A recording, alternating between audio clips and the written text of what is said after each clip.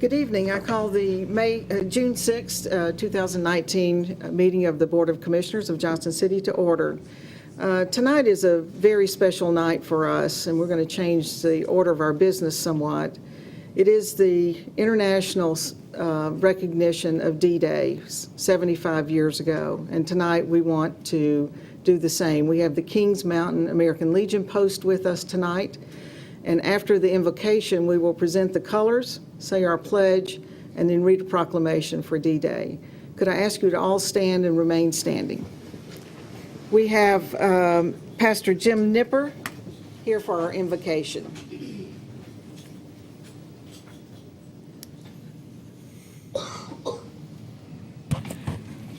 Thank you, Mayor. Let us pray. How good it is when brothers and sisters can dwell together in unity, in the freedoms, the gifts of life that you give to us.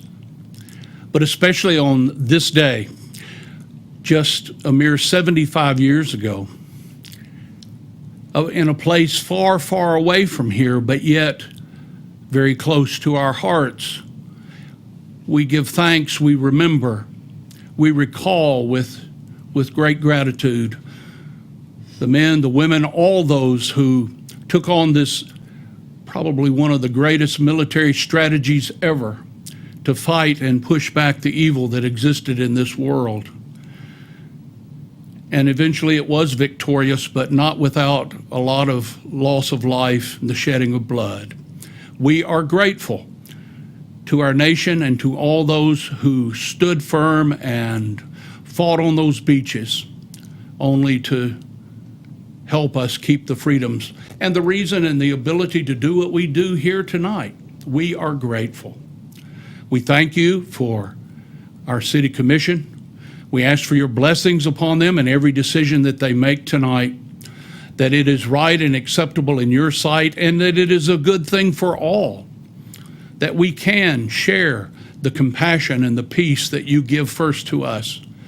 And for we that have much is required, that we might help feed the hungry and clothe the naked and help those that are homeless find somewhere to be, visit those who are imprisoned, feed the hungry. However, O Lord, you can guide us, do, and we are thankful for this gracious group. And for that, we give you thanks. In the name of Jesus Christ, amen. Amen. Thank you. And now show respect as the colors enter the room.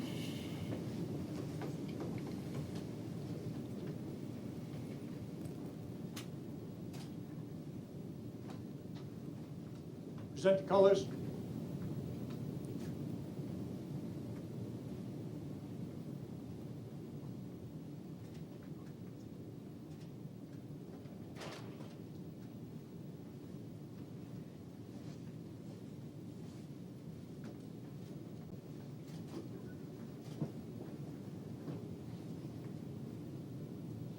Post.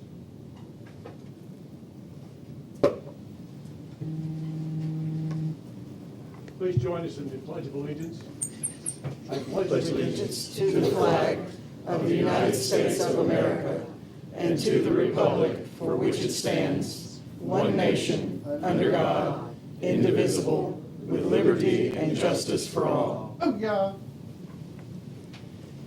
And Commander, if your men would come up front, we're going to do a proclamation. Commissioner Calhoun, if you would come down. Yeah.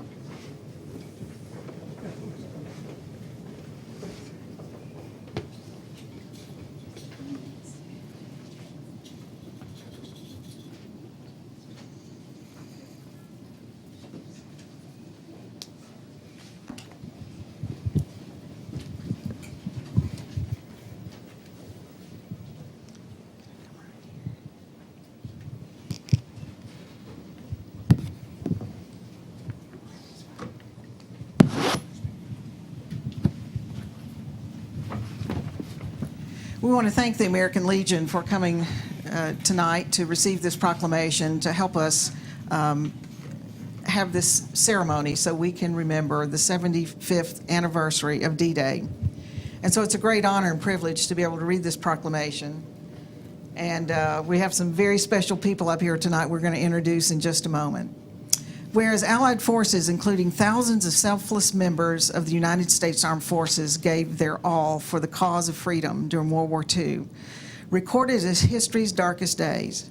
And whereas one of the most significant battles of the war began on the beaches of France on June 6, 1944, D-Day, where over 156,000 Allied troops from the United States, Great Britain, and Canada, including displaced volunteers from the Allied nations, invaded Normandy, France, to liberate Europe from Nazi aggression. And whereas many of these American troops bravely sacrificed their lives to pave the way for the liberation of Europe and ultimate victory over Nazi Germany and the forces of evil, and whereas our national cemeteries, situated both here in the United States, Europe, and at other sites throughout the world, are a lasting tribute to honor the remains of our fallen heroes who gave their lives for freedom. And whereas as we commemorate the 75th anniversary of D-Day, let us remember the sacrifice of these great Americans and other Allied forces and ask our citizens to reflect on this day and take a moment of grateful appreciation for their liberty and the freedom that is only safeguarded through such sacrifices. Now, therefore, I, Jenny L. Brock, Mayor of the City of Johnson City, do hereby proclaim June 6, 2019 to be D-Day Remembrance Day during the sesquicentennial year of Johnson City. So, Commander, if you want to say a few words, and then we're going to introduce a very, very special guest that we have up here with us. Thank you. I'd just like to thank you for this proclamation. I accept this upon for all of the veterans from World War II and those who have served our country over the years. Thank you so much.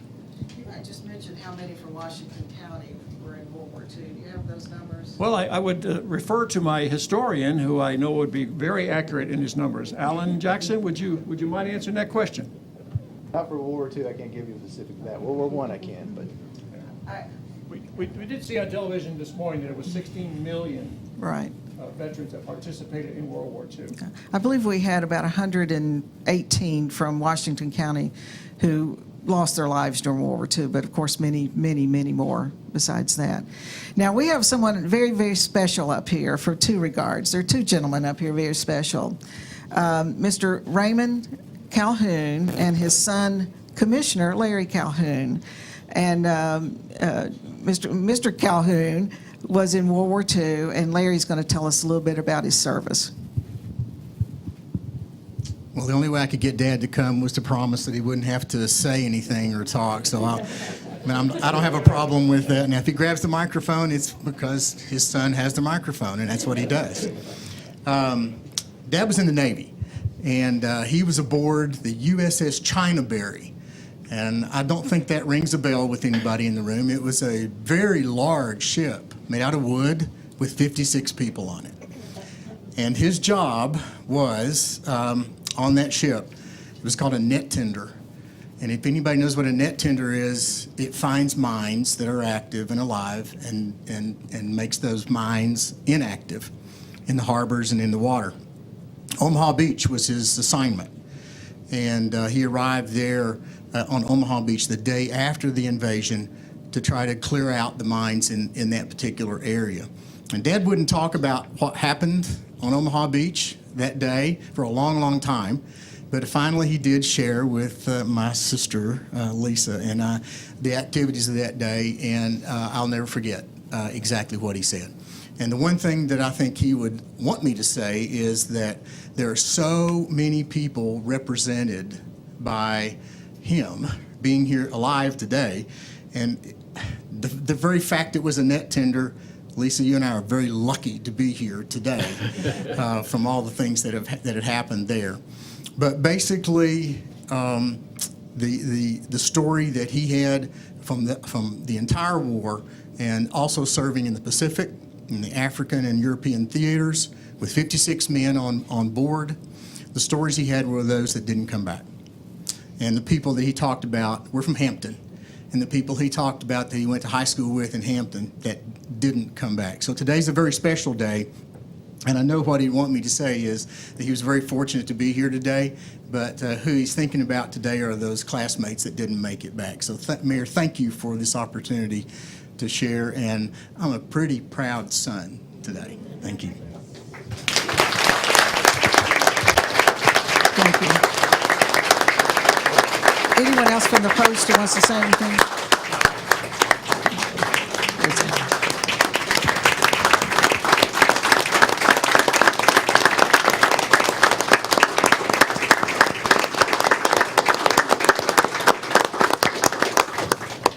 Thank y'all so much.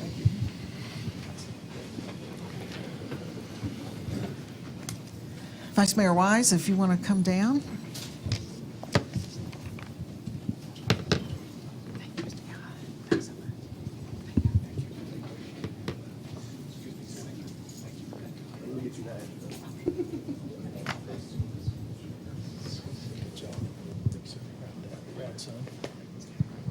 It is, and I believe the Wonder Woman trophy goes with it.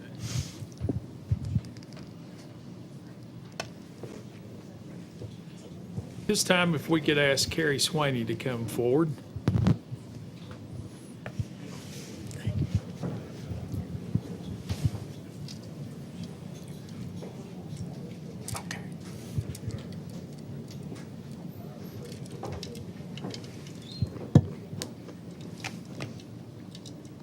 Whereas Dr. Carrie Beth Swaney graduated from East Tennessee State University in 1985 with a bachelor's degree in broadcasting, and in 1994 with a master's degree in instructional technology with an emphasis in communications. And in 2001, she completed her doctoral degree at Virginia Polytechnic Institute and State University in instructional technology with a main concentration in digital multimedia design and development. And Dr. Swaney served as manager of the production department at WJHL-TV before joining the faculty of Milligan College. And she has taught courses in broadcasting, multimedia journalism, production and editing, and visual media at Milligan since 1990. And Dr. Swaney has had an incredible influence on countless students, serving as a new student mentor since the program began and providing them with hands-on experience. And that experience has been here at the City of Johnson City for more than 15 years, as Dr. Swaney has overseen video production of the Board of Commissioners and Planning Commission meetings, as well as public service announcements. And whereas she has become a friendly face and trusted partner in the city in helping us deliver valuable information to the citizenry, and whereas Dr. Swaney is a true servant leader, offering up the best of herself to students, co-workers, friends, and colleagues, now therefore, that means we're near the end, now therefore, I, Jenny Brock, and Joe Wise, on behalf of the city, do hereby commend Dr. Carrie Beth Swaney for a lifetime of service to her community and the students she has served. Thank you.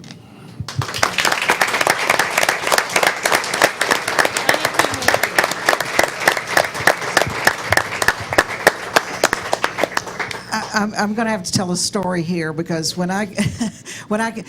can't see from up here who's in the booth, but we always knew Carrie was in the booth and she was taking care of us. So shortly after I got on the commission in 2013, I had to send a message back to say, no close-ups, no close-ups. But Carrie always making us look good. Thank you so much. You just couldn't make us act good sometimes. But we want to thank you because not only your work for the city, what you have done, this has been a laboratory for your students to be able to learn. And we thank you so much for the value that you've brought to the students, and we thank you so much. Thank you.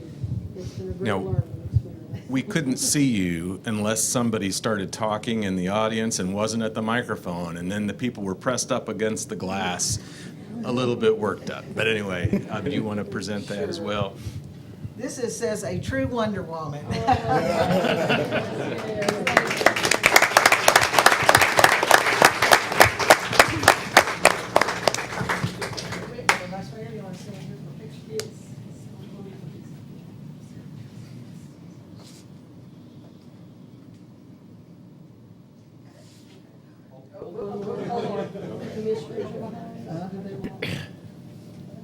Hang on just a second, Jim. Commissioners, would y'all stand up right here like we used to do? She knows the drill. Right.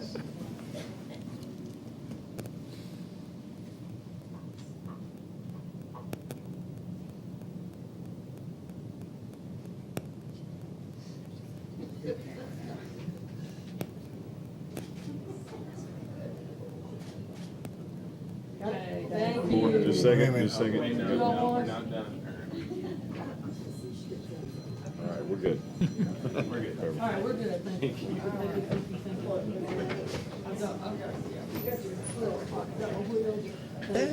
Good job, Bush.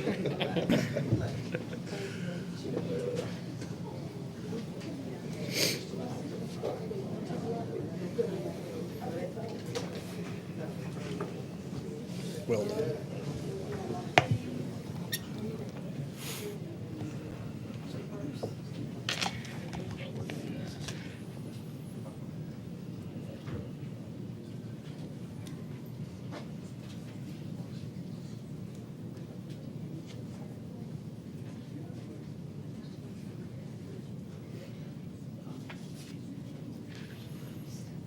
Mayor, your next order of business is to present a proclamation recognizing National Garden Week. If we could have the members of the Shady Oaks Garden Club to come forward to receive it, please.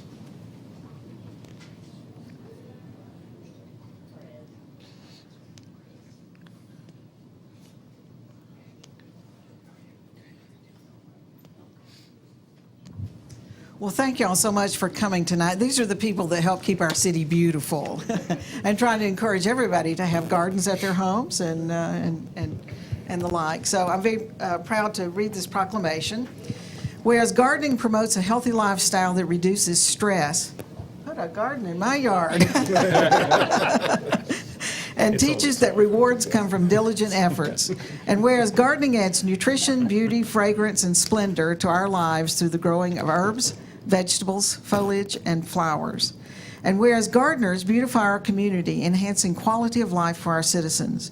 And whereas gardeners advocate the importance of all creatures, large and small, and their roles in a balanced and productive ecology. And whereas National Garden Week encourages members of the garden clubs across the country and worldwide to serve others in the communities where they reside and work. Now therefore I, Jenny L. Brock, Mayor of the City of Johnson City, in conjunction with the national observance, do hereby proclaim June 2nd through 8th. We've got to make up some time here. It's already the 6th. National Garden Week in Johnson City, Tennessee, and urge our community to acknowledge the importance of gardening and the numerous contributions of gardeners. So, Ms. Fishman, if you want to say a few words, and well, you'll introduce yourself and a little bit about your club. I'm Nancy Fishman. I'm co-president this year of Shady Oaks Garden Club, and we are a federated garden club. We've been in existence since 1958. We're a member of the Tennessee Federation Garden Clubs and National Garden Clubs, and we do flower shows, and we do garden tours, and we do projects around the city. We are involved with Flowers of Hope, which takes flowers from out-of-date flowers from Kroger, and we go through them, find the best ones, and we make bouquets out of them that we send to public places. Sometimes we get one down here to City Hall, but nursing homes and the public library and other public facilities. And we actually have a garden tour on Saturday from 10 till 2, and if you go to shadyoaksgardenclub.org online, you can see where you can get tickets for it. This is our big fundraiser. We hold this every other year, and it helps fund the rest of our projects for the next year. And we try to every other year give some money towards a beautification project, either in the city or with another organization that is involved with doing some kind of public garden project. So I'm going to introduce Ann Reed and Terry Lee, who are both members of the Garden Club.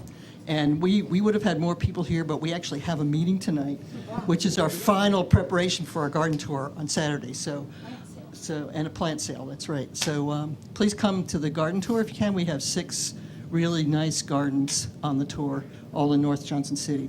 We want to thank Mayor Brock for the proclamation, and join a garden club. Join our garden club. Let me mention also that the city, as a part of our sesquicentennial celebration, has planted well over 20 sunflower gardens throughout the city, and I noticed one today, and Mr. Peterson, it had come up about this far.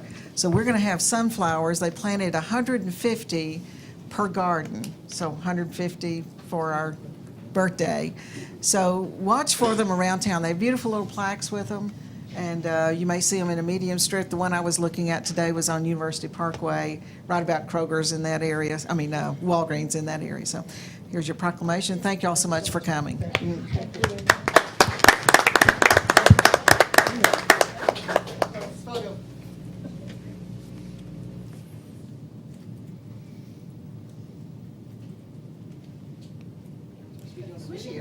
I wish I made some kind so you know you're taking pictures. It didn't make a weird face. Now, truly, gardening is only stress relieving to the degree your plants are growing faster than whatever is eating them. But that's a personal issue. Vice Mayor Wise is our gardening specialist on the commission. Mr. Peterson. Your next order of business is consider a temporary occasion license application for Tri-Pride to serve beer. Point of order, I think we are discombobulated. Yeah. I was going to save it for last. Your next order of business would be consideration of the minutes from your meeting held on Thursday, May 16th. Commissioners? Second. All right, any other comments on the minutes? Ms. Jennings? Commissioner Calhoun? Yes. Commissioner Fowler? Yes. Commissioner Hunter? Yes. Vice Mayor Wise? Yes. Mayor Brock? Yes. Now we will consider a temporary occasion license for Tri-Pride to serve beer at Founders After 5 on June the 28th. The appropriate reviews have been made, finding no disqualifying factors. The recommendation is for approval. Okay, is the applicant present? Did they know they were supposed to come? Ms. Carter, you're from working with the JCDA and the Founders After 5. We'll let you represent them, okay? If you'll just state your name and address. I'm Kayla Carter. I work for the Northeast Tennessee Regional Economic Partnership, who also organizes Founders After 5. Commissioners, any questions or comments about this request? They will simply be the provider that night, like we have multiple nonprofits who do this. Yeah, they're the nonprofit we're partnering with, so they will get the proceeds from the beer sales for that night. Is there a motion? Second. Motion and a second. Any further discussion?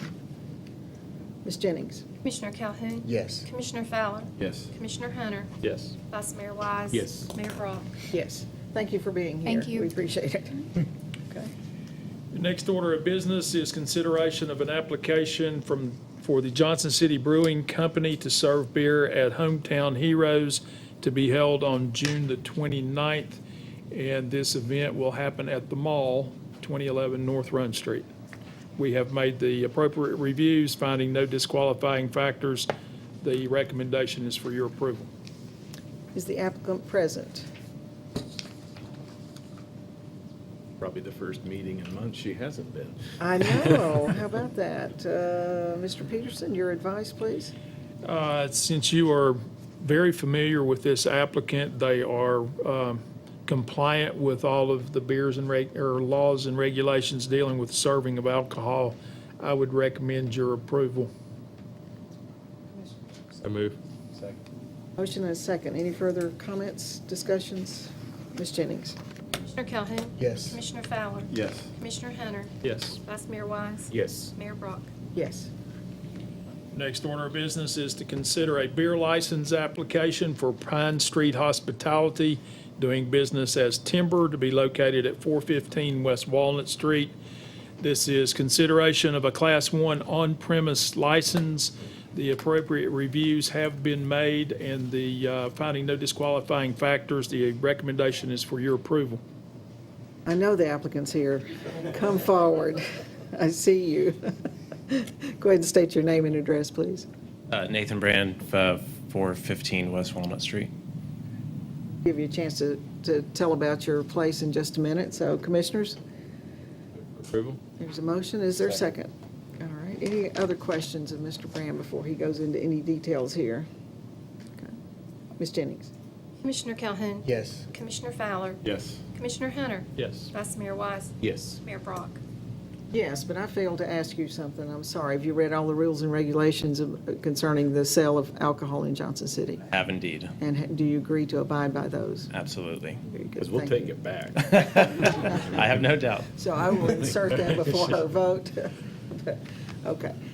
So why don't you tell us what you're doing, your place, and when Yeah. it's going to be open? Yeah, we're very excited about it. We're getting close to opening. We don't have an official date yet, but definitely before the end of the summer.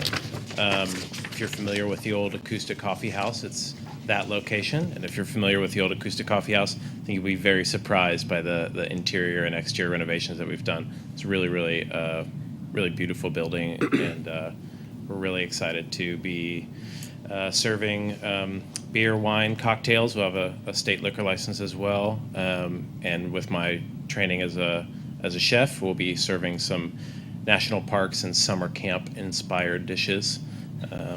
It's gonna be really, really fun. Yeah. Do you have any That's a good comments? hook. Yeah, there you go. I'm intrigued. It's like come over for stew or something. Yeah, maybe in the wintertime we'll have stew. Yeah, Very for good. sure. Well, thank you and good luck, and we're glad to see you over on West Walnut Street. We know a lot of good things are going to happen over there. Thank you. Yes. Thanks for having me. Thank you. The next order of business is to make 3 appointments to the Johnson City Regional Planning Commission. You have a list of applicants in your packet, and the terms of the current office holders expire the end of June, so these appointments will be effective at the July meeting. Commissioners, if we could, one of them is a mayoral appointment, and I'll just go ahead and make my nomination for that with your consent. I'd like to nominate Mr. Chris Dagenhart. He's a engineer from Eastman, lives in Johnson City, has a tremendous broad background that I think will add a great deal of value to our planning commission. So that is my recommendation. So Does the commission need to ratify a mayoral appointment? That is not a requirement, Okay. but it's customary at times to do I so. would Okay. just appreciate it. So- I'd make a motion to, whatever the word I just said was. Ratify. or- Yeah. To consent to. Yeah, exactly. How about that? I will second that. All right. Ms. Jennings? Commissioner Calhoun? Yes. Commissioner Fowler? Yes. Commissioner Hunter? Yes. Vice Mayor Wise? Yes. Mayor Brock? Yes. Mayor, Yes, sir. are you taking appointments? I or am getting ready to nominations? say that, preceded by the fact that we have such good applicants, and we had several come in a little bit just at the end of the week, which we have a huge field to choose from here. So I will go ahead and take your recommendations if y'all want to do that per person, or do we want to try to do a slate? We have 2 appointments now, Per person would be fine. okay? Is that appropriate? It is? And then we just narrow it down. Sure. Okay, and Ms. Jennings, will you help us keep tally with it? I will. Okay, you go ahead. Commissioner Calhoun? I would recommend Dr. Whitfield and Mr. Pavlich. Commissioner Fowler? Commissioner Hunter? Same. Whitfield and Pavlich, please. Vice Mayor Wise? This is the time I always say, I hate it when we have so many good candidates and not enough positions for them to fill. I concur with my colleagues that Dr. Whitfield and Jamie Pavlich are my top 2, but the list of a half a dozen contains several that I think would be worthy appointments. And I would say to those folks, don't let the fact that you weren't appointed tonight prevent you from putting your name in the hat again in years to come, because it doesn't always look this way. Sometimes we're sitting here with 2 or 3 appointments and 1 or 2 names. So I would concur, though, with my colleagues on the 2 that have been named. And Mayor Brock? Whitfield and Pavlich, but I might mention too, Pavlich is a reappointment, and we generally allow people 2 terms, and so this would be his 2 full terms. I think he had a short partial term to fill in for someone, so it looks like this is unanimous, so, Benjamin Whitfield and Mr. Jamie Pavlich by unanimous roll call. okay. Very good, thank you. The next order of business is to consider a street closure request from the Northeast Tennessee Regional Foundation for Economic Development, Innovation, and Outdoor Recreation to accommodate the Meet the Mountains Festival to be held in Founders Park on Friday, August the 23rd and Saturday, August the 24th. They are requesting the closure of a portion of Commerce Street from 7 a.m. on Friday and to reopen at 3 a.m. on Sunday, August 25th. The applicant will be utilizing tents or other temporary structures, and beer will be allowed within the area of the event. The appropriate reviews have been made. The application is for approval, and I will bring to your attention, this also includes a site plan B in the case of inclement weather. Ms. Carter, you can come up for what you came for tonight. Thank you. And state your name and address, please. Kayla Carter, 4116 Old State Route 34, Limestone, Tennessee. So this is the second year for Meet the Mountains, very successful festival, outdoor festival that we had last year. So I'm assuming it's going to be bigger and better That's than what ever. everyone keeps saying. Yeah, that's the theme this year. Bigger and better. I'm just hoping to, to do doesn't as good as rain. last year. Yeah, and then it doesn't rain. Yes. Okay, commissioners. Move approval. Second. A motion and a second. Any further discussion? Ms. Jennings? Commissioner Calhoun? Yes. Commissioner Fowler? Yes. Commissioner Hunter? Yes. Vice Mayor Wise? Yes. Mayor Brock? Yes. Okay, you want to go ahead and tell us about it a little bit? Yeah, it's a free outdoor recreation festival, so we're promoting healthy, active lifestyles and trying to create some awareness about all the amazing outdoor activities there are to do in the whole region.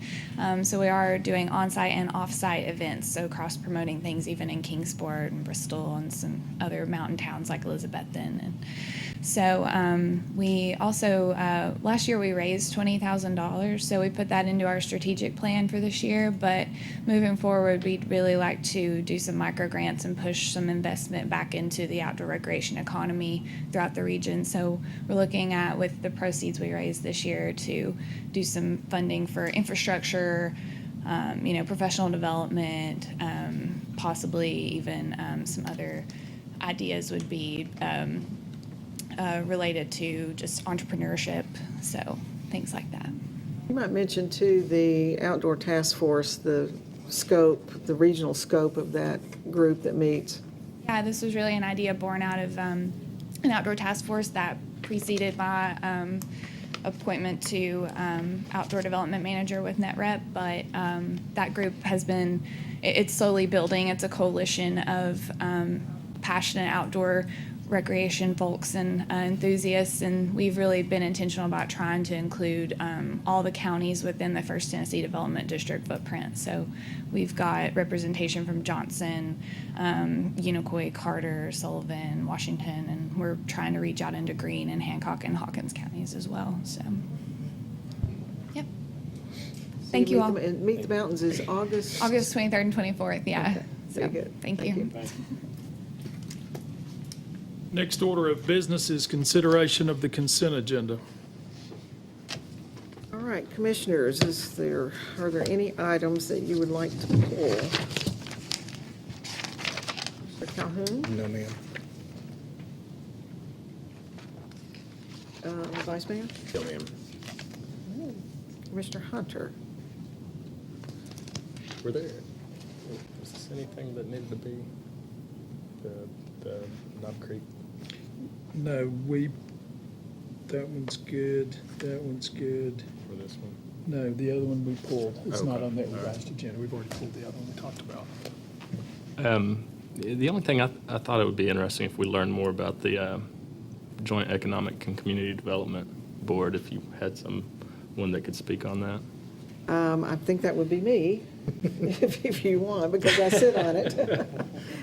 So the Joint Economic and Community Development Board in Carter County, the mayor of Johnson City has a seat on that board because we have about 1,000 people that live in Carter County who also live in Johnson City. And so this board was organized in its current form, Pete, about 8 or 9 years ago? Somewhere in Well, there. it was organized in a little different form 8 or 9 years ago. Okay. And they are now reorganizing it, thus the need for a new agreement. And I Yes, think it's really good to participate. As we all know, Carter County is in our MSA, and as well as Unicoi County. So what we can do to help promote growth in Carter County and Unicoi County, I think does us all good. So it's a great group over there, and I've really enjoyed to get to know them and to be sitting around the table over in Carter County.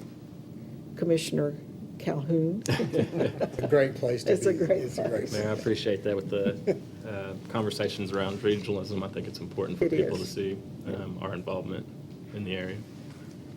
Thank Very you. much is. Anything else? Maybe talk about D1. D1. Okay. Proposals? Charlie, Mr. Stahl. Out at the grandstands.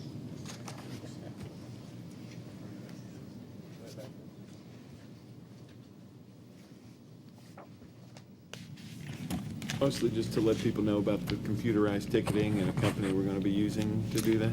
Right, just to let you know, we've actually had a ticketing system in place for at least a decade with a vendor that expired.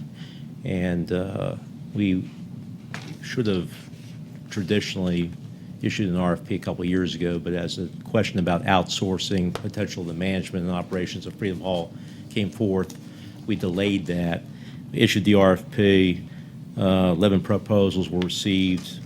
2 firms met the RFP standards. A committee was comprised of staff from Finance Department, IT, Freedom Hall Civic Center staff, and recommended, while both firms, we interviewed both firms, Ticketmaster and eTix. Both have regional and national presence. Both were qualified, and both would provide, without charge, the hardware and software to provide a ticketing system for Freedom Hall Civic Center. We did recommend eTix without anything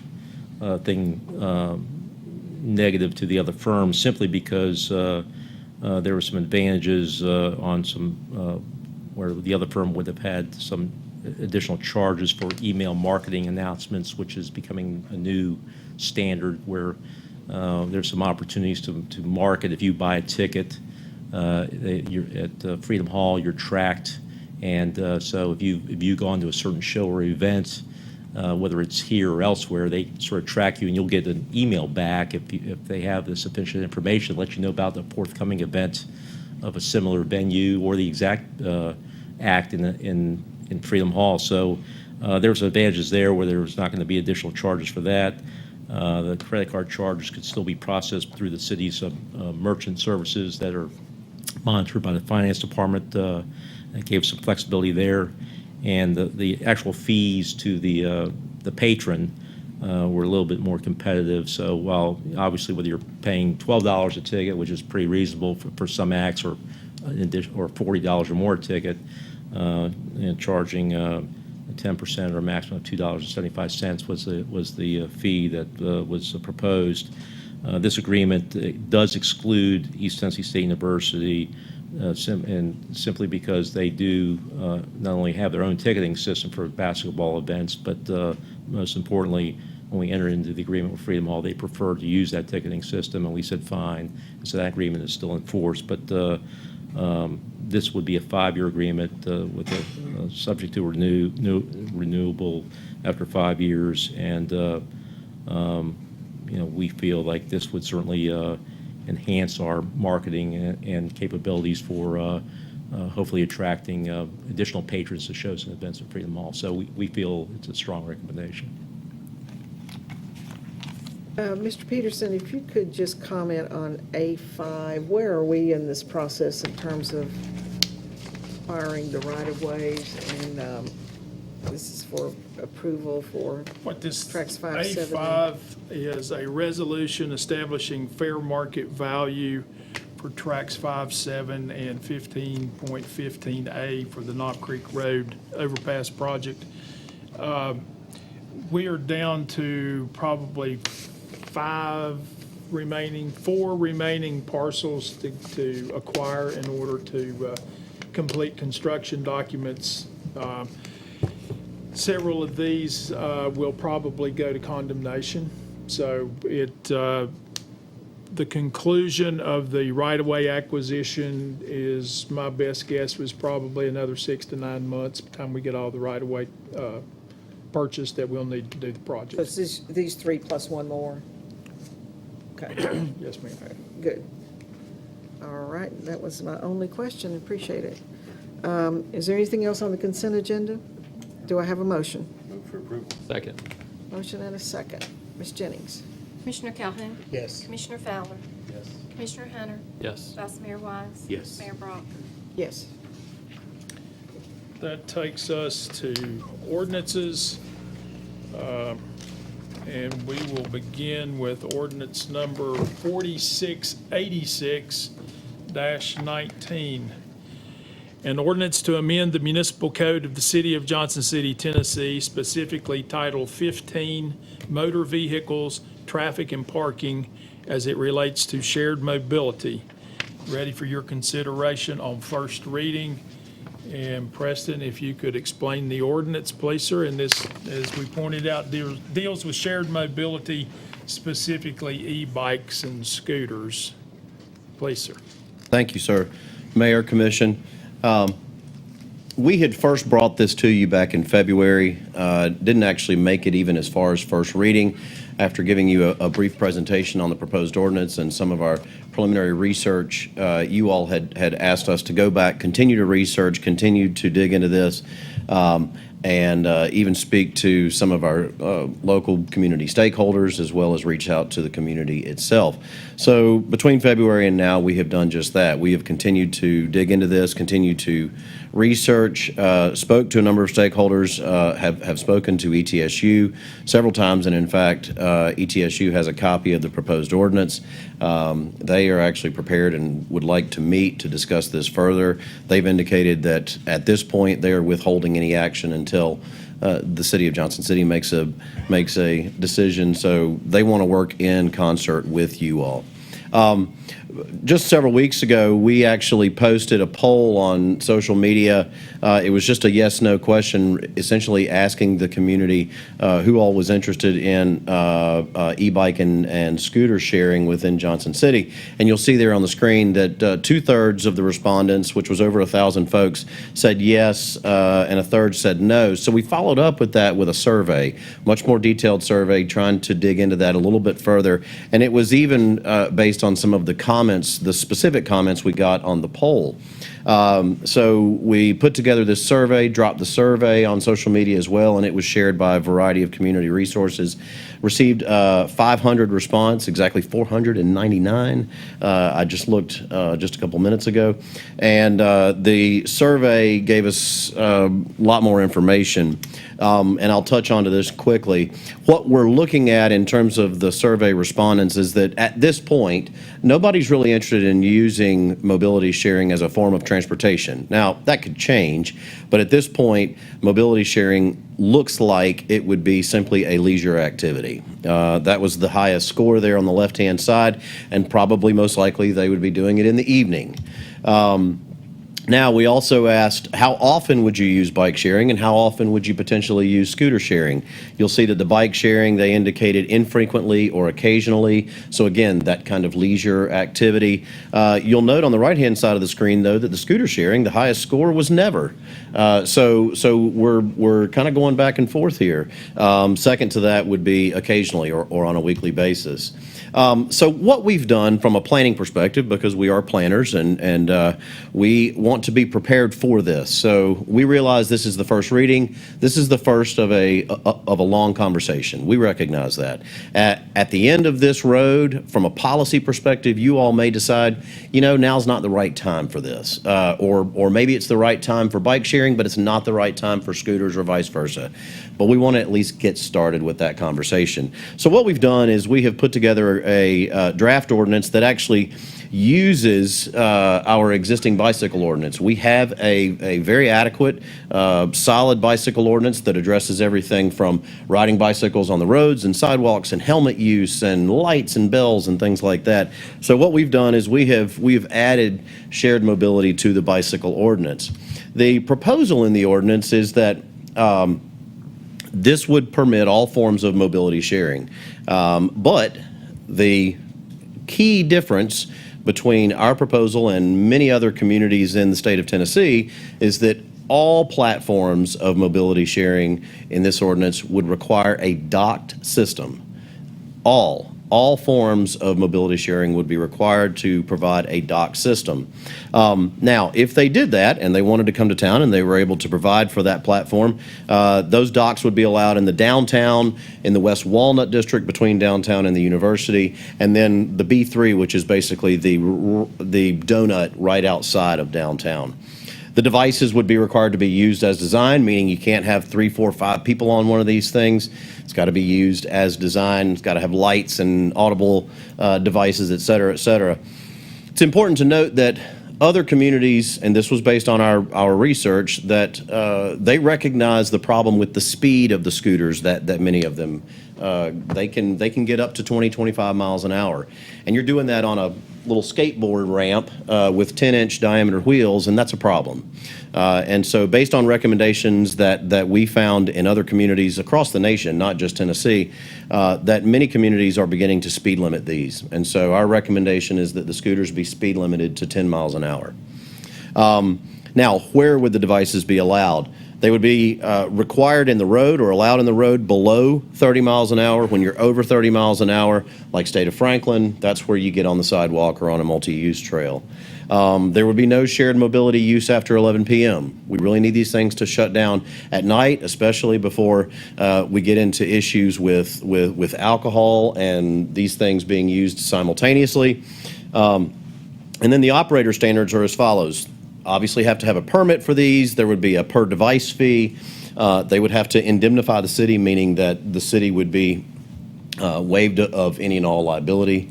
They would have to carry insurance. We would have abandonment clause built in, and that abandonment clause would be, even though we are requiring dock systems, if somebody was to use one of these devices irresponsibly and abandon it and leave it somewhere in town, then we would have the ability to confiscate that. Now, I do want to add that we ran that by our city judge. He didn't seem to have any concerns with that. That would be handled by code enforcement, not by the police department, and so that was supported by our local judge. And then, of course, they would have to also have local office and staff. That's something that many other communities have struggled with, is that these companies desire to move into town, they'll set up shop, they'll drop off 500 or 1,000 units, and then they're gone. And our ordinance says, no, wait a minute now. If you're going to come in here and do business, we encourage you to come in and do business, but you need to set up a shop here. So that said, that's the recommendation. The other part of the recommendation is that if this gets through 3 readings and ultimately becomes an ordinance in whatever form that is, the proposal on the table now is that a very detailed set of operating regulations and standards would be required to be established within 30 days of the final reading of the ordinance. That would give both the city and ETSU and other stakeholders the opportunity to really get down into the weeds and put together some of these detailed operating standards. The ones you find in the ordinance are some of the absolute bottom line must-haves that are that need to be found in the ordinance. So that said, I'll turn it back over to you, Mayor, for any questions. Mayor. Because we're talking about use of public right-of-way and the docking stations being on private property, this may be a legal question, but why would we need the operator to indemnify the city? And does doing that, then we don't expect people to indemnify the city when they drive their cars on the right of way. There are a lot of, I don't have to prove I have insurance to walk on the Tweetsie Trail. Do we run the risk of creating more responsibility there than we would have had if we just stayed out of it? Well, let me talk to the risk manager, to Ms. Baker, and find out some of those details. I will add that the indemnification clause was in there prior to us building in the requirement that the docks themselves had to be located on private property. So we can find out exactly how those two tie in together. Happy to do that. Sometimes acting as if you have responsibility creates responsibility that you didn't have. Right. One other thing, we talked about after 11 o'clock, they would have somebody, if the bike was not docked, their GPS on that, they would go pick them up and dock them somewhere. Do we have that in this ordinance, or is that going to be something required later on? That would typically be something built into the operating regs. However, again, we're at the beginning stages of this conversation. If it's something that you feel is necessary to put into the law portion, we can certainly do that. But the operating regs from page 1 to the very back page, that's going to be part of the law as well. So yes, that would be, and that's a great question, because that's something that we have found nationwide, especially for the dockless systems, is that after the shared mobility shuts down, not all communities require it to shut down, but even for those communities that do, there must be a recollection overnight. And really, that recollection benefits them because it gives all the units an opportunity to recharge. Preston?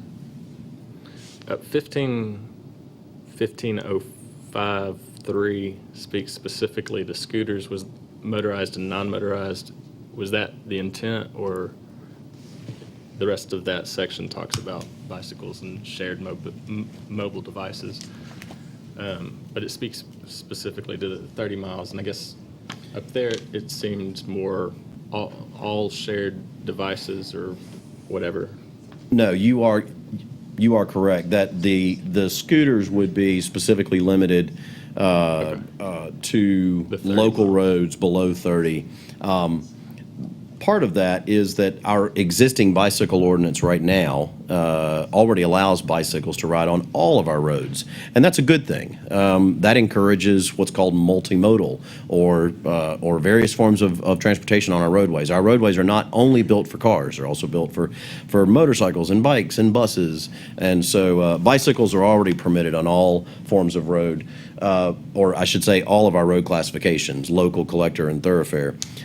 We wanted to build in that requirement for the scooters. It is more restrictive, but we wanted to build that in because, again, there's the potential. Now, our ordinance speed limits the scooters to 10 miles an hour, but what we found in our research is that when those things are going 20 miles an hour and you're on a skateboard deck with a 10-inch wheel, there is absolutely nothing safe about that being on State of Franklin. And so, again, we're trying to build in these safety factors.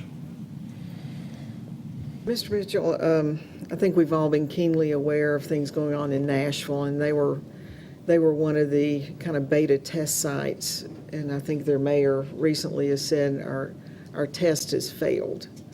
And so the 6 or 7 vendors who provide scooters have 30 days to come back with some kind of plan, or they're going to ban them completely. Right.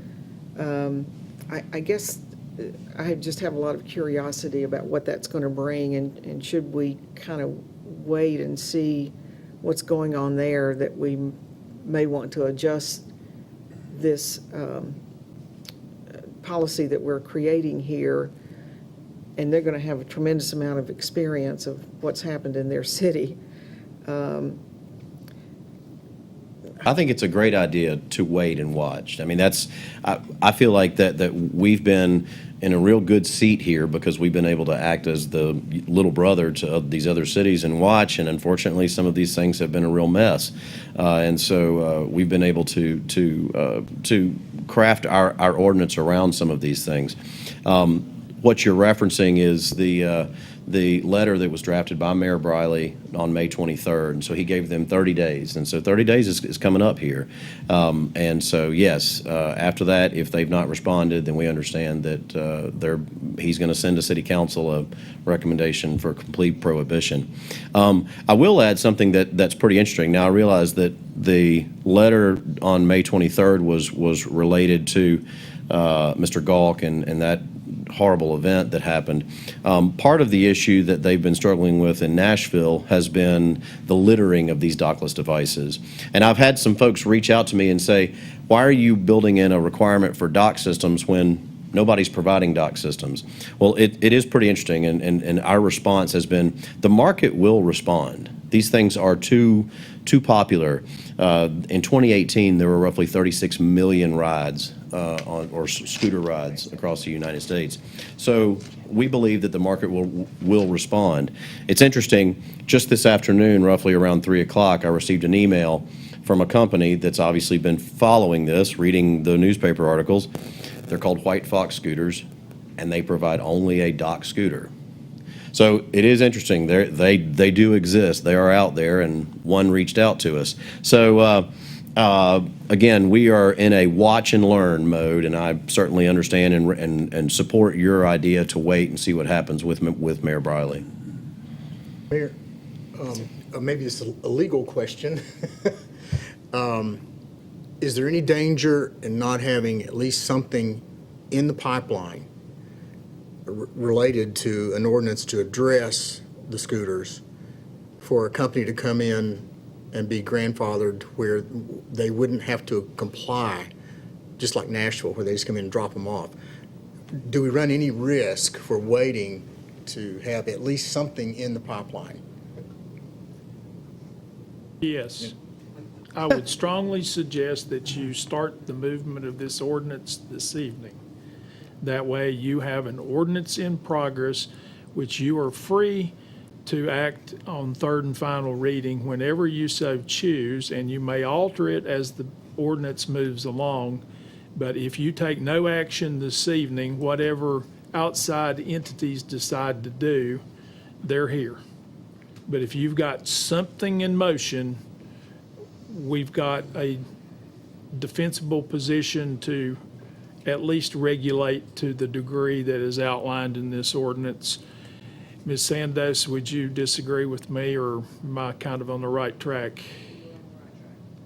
Thank you, ma'am. Hearing that, I would make a motion to approve this on first reading.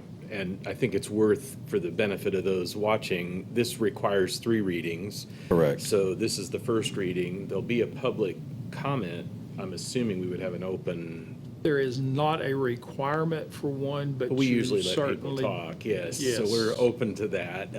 At second reading, there have been a number of cities, Nashville being one, where they were caught off guard by these scenarios. And I think what we're trying to do, just to be clear for citizens, we're not recruiting these businesses. We're trying to anticipate their eventual arrival and have the policies in place that maintain some semblance of order for everybody else who uses the public right-of-way, because I have family in Bloomington, Indiana, the home of Indiana University, and all of a sudden, one weekend, hundreds of these scooters just got dropped all over town, and you can't walk down the street without tripping over them now. And so it's a much better place to be to have figured out what you're going to do before you figure out why that matters.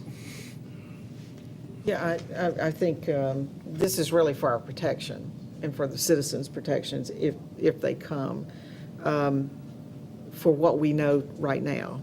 Right. We have the opportunity to learn from Nashville and some other cities that have been further than where we are right now. So I would agree with Mr. Peterson that we need to get something moving on the way here, but really wide open to get this thing fine-tuned so that we make sure we have the maximum amount of policy in place to help to regulate them.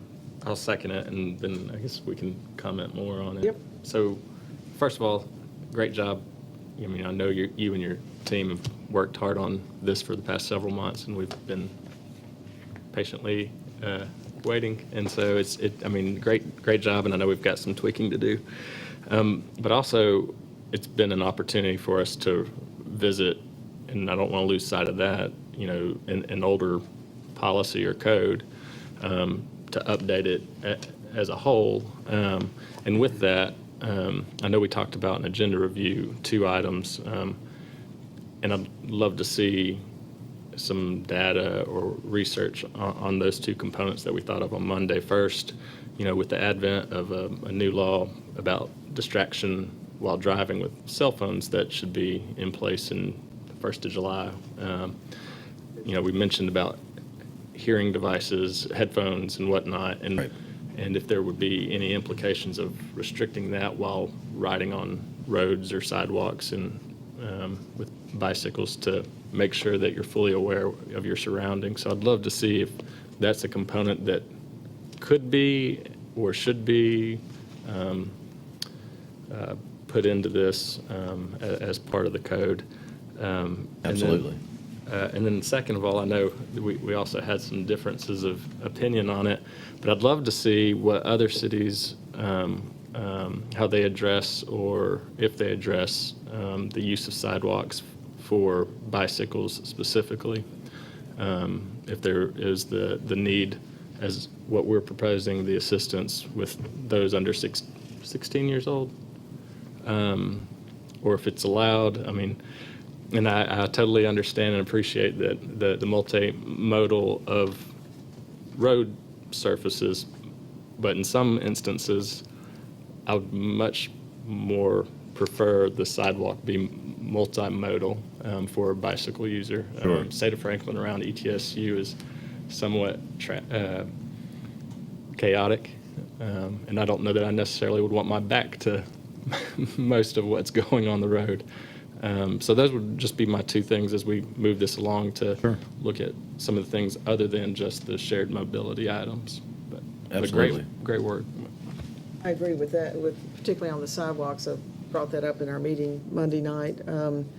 Let's just have a open discussion about it. Look at some other cities and if as we discussed earlier, we don't have a whole lot of density of pedestrians on our sidewalks throughout town. So let's just look at the feasibility if we can do something to extend that for cyclists as well. Any other discussion at this point in time? So we have a motion and a second to pass this on first reading. All right, hearing none. Ms. Jennings. Commissioner Calhoun? Having witnessed a 3-vehicle and 6 pedestrian pileup in the middle of the street in Seattle one evening, I think this is time to really move forward and make this part of what we do here at the city. Yes. Commissioner Fowler? Yes. Commissioner Hunter? Yes. Vice Mayor Wise? Yes. Mayor Brock? Yes. Mr. Peterson, I see Mr. Cochran sitting out here. You're here for the 4th of July, aren't you? Absolutely. And we did not get you on the agenda, but we're going to make a place on the agenda because we do have these bags up here, we think. So why don't you come on up and... I mean, we know you're enjoying the meeting. Very interesting, to be truthful. Yes, more folks sort of come and enjoy some of this. Just standing here representing Pepsi tonight to say thank you to all of you for allowing us to use the venue at Freedom Hall again this year for our 34th annual fireworks event. 34 years stretches out, and it's really been a pleasure to be part of what we provide for the city and its residents for the fireworks. We have a lot of good entertainment this year. We have Jimbo Whaley coming back, a local favorite band of Southern Rebellion, and then Adam Craig will be our headliner this year. As always, we'll have plenty of things going on for the children and the families to enjoy during the day. Plenty of food vendors. Come out and enjoy the day. Have a safe time. We really appreciate, again, all the support we get from the police, fire, rescue, the local transportation that we get from the ETSU and Wing Deer Park back and forth. So we thank you again. We appreciate the opportunity to come before you tonight and say we are proud to present that again this year and look forward to good participation. Thank you. Well, we appreciate Pepsi so much. I mean, 34 years, that's a lot of investment in our city. And, the thousands and thousands, I mean, people come in from outside of Johnson City to see these fireworks, and they're all over town. So the fireworks show is always great. So we're going to wish no rain, big crowds, and So we'll see you up there for sure. Invite all of you to come And out, thank come you. out, come up and enjoy it. Thank you for the Yes, the absolutely. goodie sack. Enjoy We it. appreciate And the it. fireworks begin at 10 o'clock? 10 o'clock. WXPQ will do it as usual. They'll play the music, begin at 10 o'clock sharp. Like you said, weather permitting, we hope everything will go off as planned. It's going to be awesome. We It always appreciate is. you. We thoroughly enjoy putting And I it think on. a car is given away, is that right? This year they changed it up a little bit. Okay. We've give vehicle out for a lot of years. This year it's $10,000 worth of groceries from Food City. And then they're giving away a year's supply of gas and a year's supply of Pepsi is the third prize. So instead of just giving one prize away, we decided to expand it so that 3 people can actually win this year and try to. And so try how to- do you get into the possibility of winning? Food City will have, each location will have a booth set up or a Okay. place where you can sign up to be able to have the opportunity. And then we'll also have one last participant that you can register at the event, and we will pull out one name, and that'll be our final, So final no more participant. opening the can that's We've got the cans, but this year we're going to do 3 different cans that are going to be wrapped equally, and you will unwrap that can. And as you unwrap the can, 1, 2, and 3 different brands of can will be the winners of each of what prize. So we're trying to change it up a little bit there. So our main goal was to get more than one winner. We want to try to have a few people to be able to enjoy some of the gifts. Yeah. One of Look the forward to it. Come out and see us. I just want to say one of the exciting things I leaned over to Pete to say was how thankful I am that I've been able to enjoy this since the age of 4.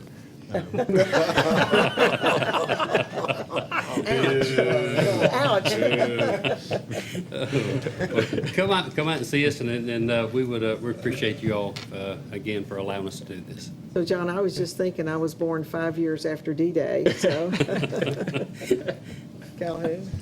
Thank you, Keith, so much. We'll see you up there. Mayor, your next order of business is consideration of ordinance number 4691-19. An ordinance to revise, update, and add new sections to the code of the city of Johnson City, Tennessee regarding alcoholic beverages, beer, and wine by amending Title 8 of the Code of the City of Johnson City, Tennessee, and repealing all ordinances and parts of ordinances in conflict herewith, ready for your consideration on first reading. And I will, as Ms. Sandos gets ready, this was initiated by a request from the local theater for us to review our beer policy to allow alcohol consumption in the theater. And during the course of that review, we've looked at our ordinance and made some updates and modifications. I would point out to you that sections of this beer ordinance probably are 70 years old or thereabouts. So there were some references in there to things I'm not sure still exist, but Ms. Sandos has done a great job with this. And Sonny, I'll let you explain it, please. All right, we've put together a little PowerPoint that'll help kind of walk through this. Previously, in its current state, the Title 8 is about 47 pages. What we've done is revised that down to 36 pages, so there's quite a bit that has substantially changed throughout it. In Title 8, there are 4 different chapters. Chapters 1, 2, and 3 have been revised and amended. Chapter 4 remains untouched. So what we're going to do is talk through some of those main changes. We've reorganized sections for ease of reference. What we've done is remove some of the repetitive language. There were sections that repeated the same thing in multiple areas without adding any substance in those repetitive sections. Those have been removed. We've relocated the definitions section previously located in section or Title 3 or Chapter 3. Moved that to the front. With moving that, we've added in the definition of beer, clubs, lounges, minors, and restaurants. In addition to that, there were some sections that were repealed already. Those have been removed to make the ease of reference and ease of reading for our users. There were sections in the title that no longer complied with state law or common practice. Specifically, the title was updated to correspond with the Tennessee liquor laws regarding Sunday sales, possession, and consumption. You're going to see that more in Chapter 3 and 4. Again, Chapter 4 was not changed in that regard to taxes. There were outdated terms that were removed, including coliseum, tonics, biters, face lotions containing alcohol, and loitering regarding persons under the age of 21. In the process of streamlining this for applicants, the language has been updated to correspond with the beer license application for the on and off premises, as well as the temporary occasion beer license application. One substantial addition to the title is going to be the inclusion of Pine Oaks Golf Course. The golf course has been included to be similarly situated and treated like Cardinal Park, so there's a section that includes that, along with adding Pine Oaks Golf Course, since that is a city-owned course falling under the Parks and Rec. The same exceptions that apply to Cardinal Park will similarly apply to Pine Oaks, which includes the consumption sale of beer on the premises for events that are involving pre-K through 12th grade institutions. That is the same as Cardinal Park, as well as no brown bagging.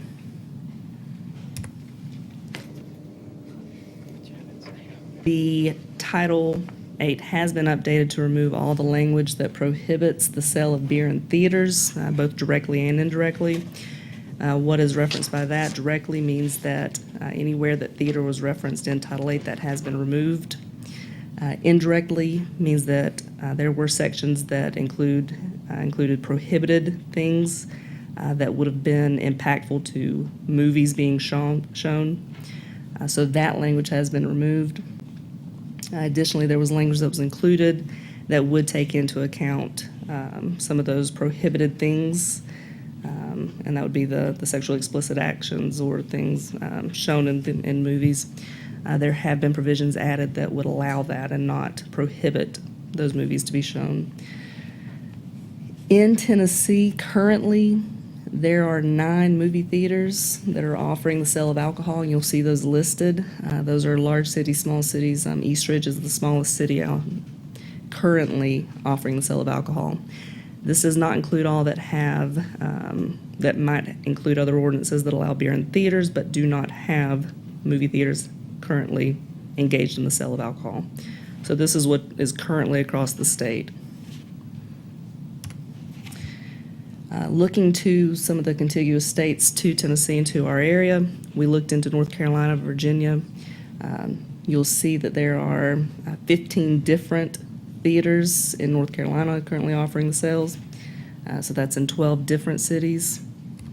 Moving into Virginia, you'll see there are 10 different cities also likewise offering the sale. This has become commonplace across the country.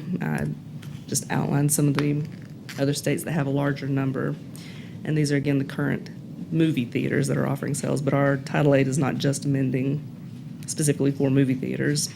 It, again, is theaters in general. Are there any questions?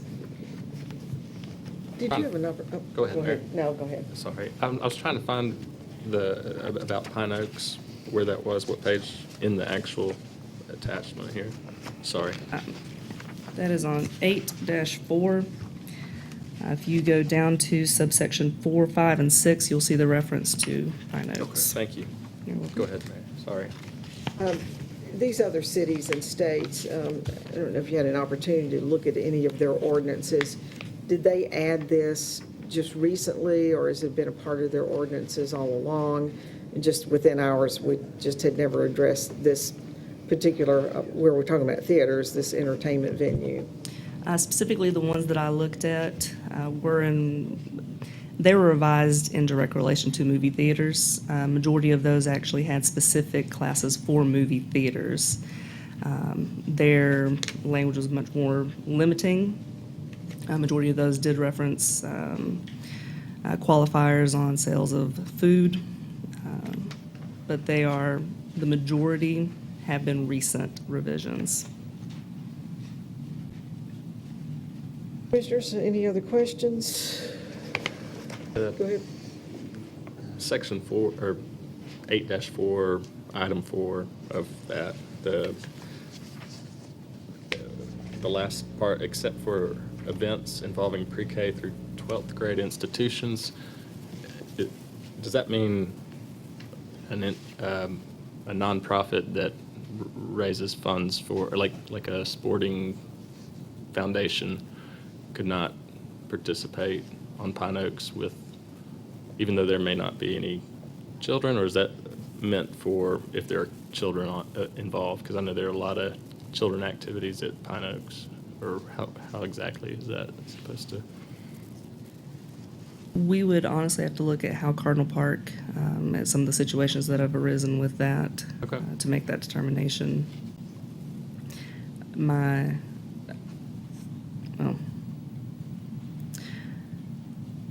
The initial thought would be if it's events, again, that are directly with those children, you would not be selling alcohol. Okay, thanks.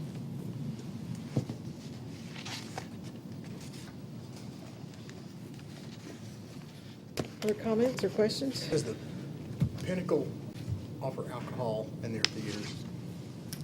Do you know? I don't believe so. So what we're really doing is making the theaters going to be like a bar. Because they'll have to have certified people serving there.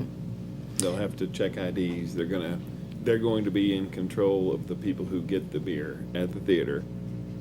Well, it depends on what the theater, how it sets up. So there's a class that they would have to apply for. This would be a class 1. The theater that we know that has proposed and been a little bit of an initiating to look at these ordinances, what they would do is have a separate area. So they would have a bar that would be sectioned off. They would have servers there. They would be required to adhere to the same standards as serving alcohol in a bar.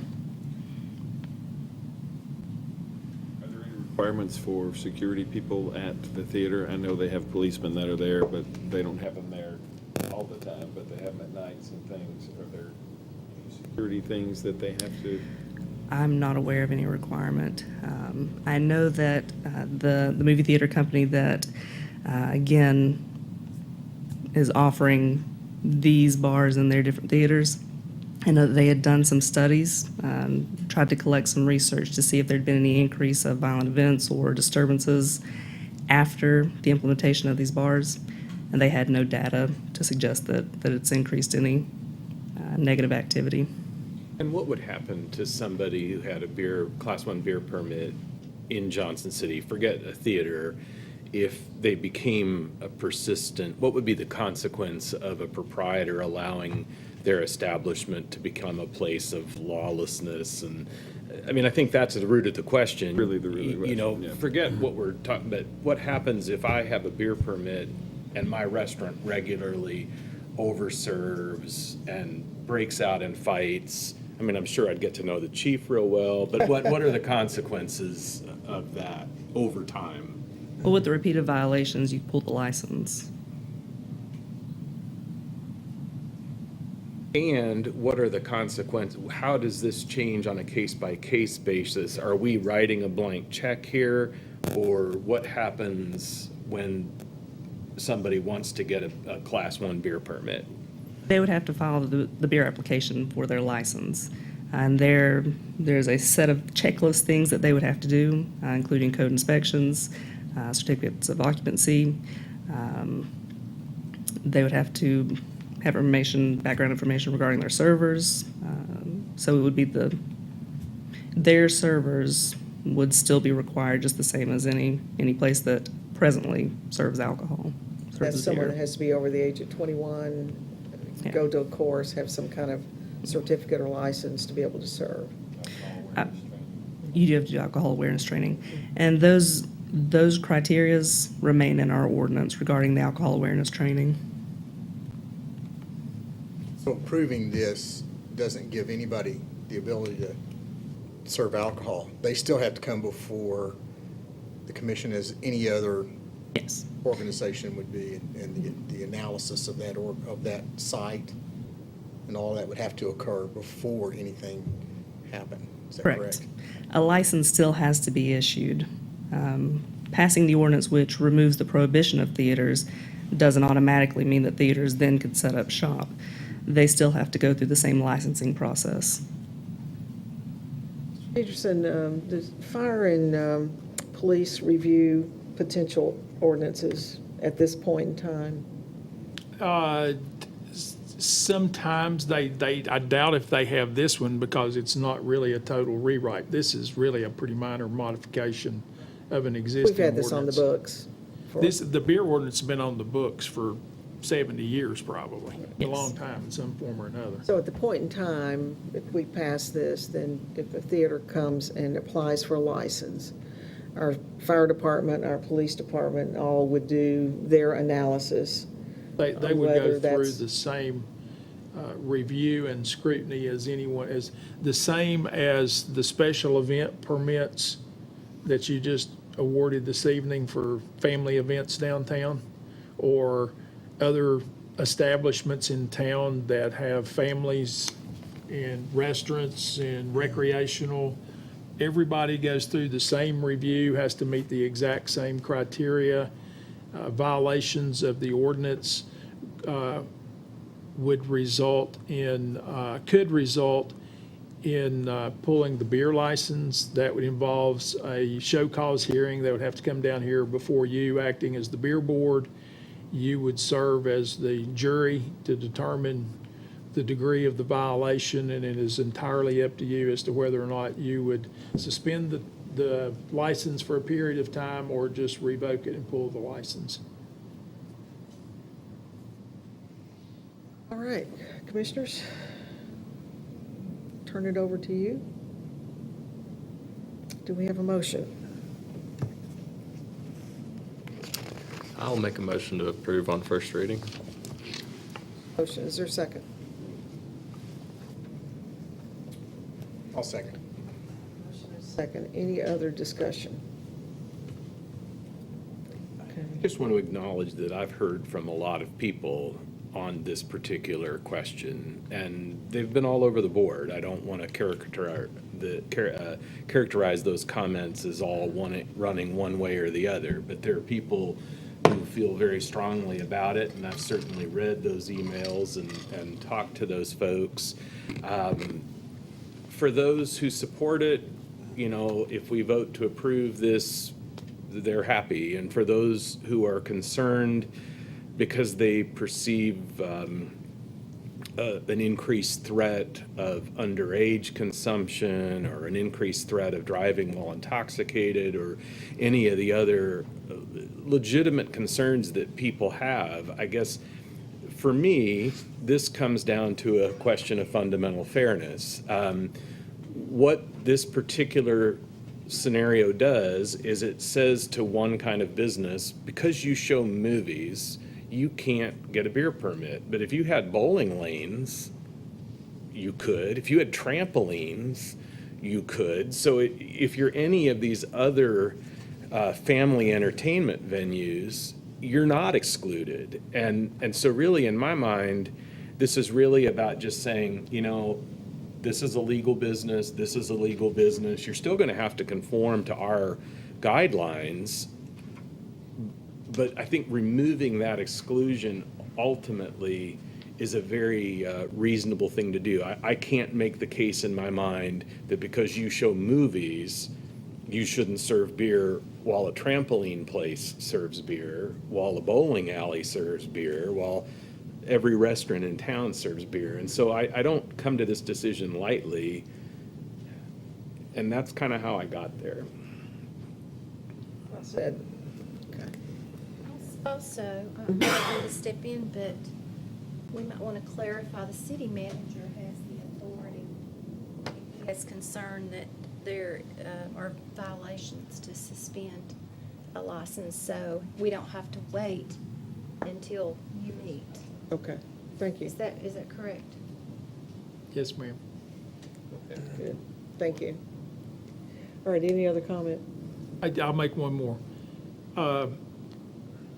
We have very regular undercover investigations ongoing as to ensure that people are compliant with the alcohol laws.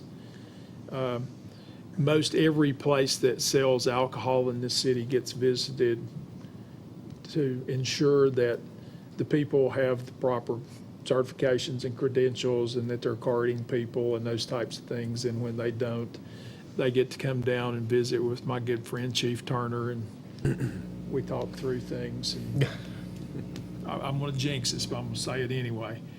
For the last year or so, we've had really good compliance. It's been really good. Chief, we'll be busy next week, but. Well, I will say, I have watched people older than my father, which is no slight to my father, be carded in restaurants and things in Johnson City and in Tennessee. So I think the underage concern, I think the folks that are serving in our area are being very disciplined, because I see it in instances where it'd be really easy to turn a blind eye, and I'm always watching and I never see that happen. Interestingly enough, the state law requires that anyone that buys alcohol, regardless of age, should be carded. So your father should be carded, if he should choose. He's probably not really. Okay, I understand. John needs to be carded. John needs to be carded. All right, if there's no other discussion, Ms. Jennings, call the roll. Commissioner Calhoun? Yes. Commissioner Fowler? Yes. Commissioner Hunter? Yes. Vice Mayor Wise? Yes. Mayor Brock? Yes. Ms. Santos, thank you for the Thank hard you. work, and welcome. It's your first time up here with us. Thank you. Commissioner, I have sat here and rubbed the contact out of my eye. Can we skip and do the ordinance dealing with West Walnut Street till I can go get this contact stuck back in mine, and then we'll come back and do budget? Okay, sorry. Or I that can bad wing it, debt you know. decision. Go ahead. That's okay. Okay. Y'all would mind. Your next item for consideration then would be ordinance number 4694-19, an ordinance to amend section 6.34 on West Walnut District, West Walnut Street District of the zoning code of the city of Johnson City on first reading. Preston, please. Thank you, Mr. Peterson. Mayor, Commission, this is a request to make three changes essentially to the existing West Walnut District zoning area.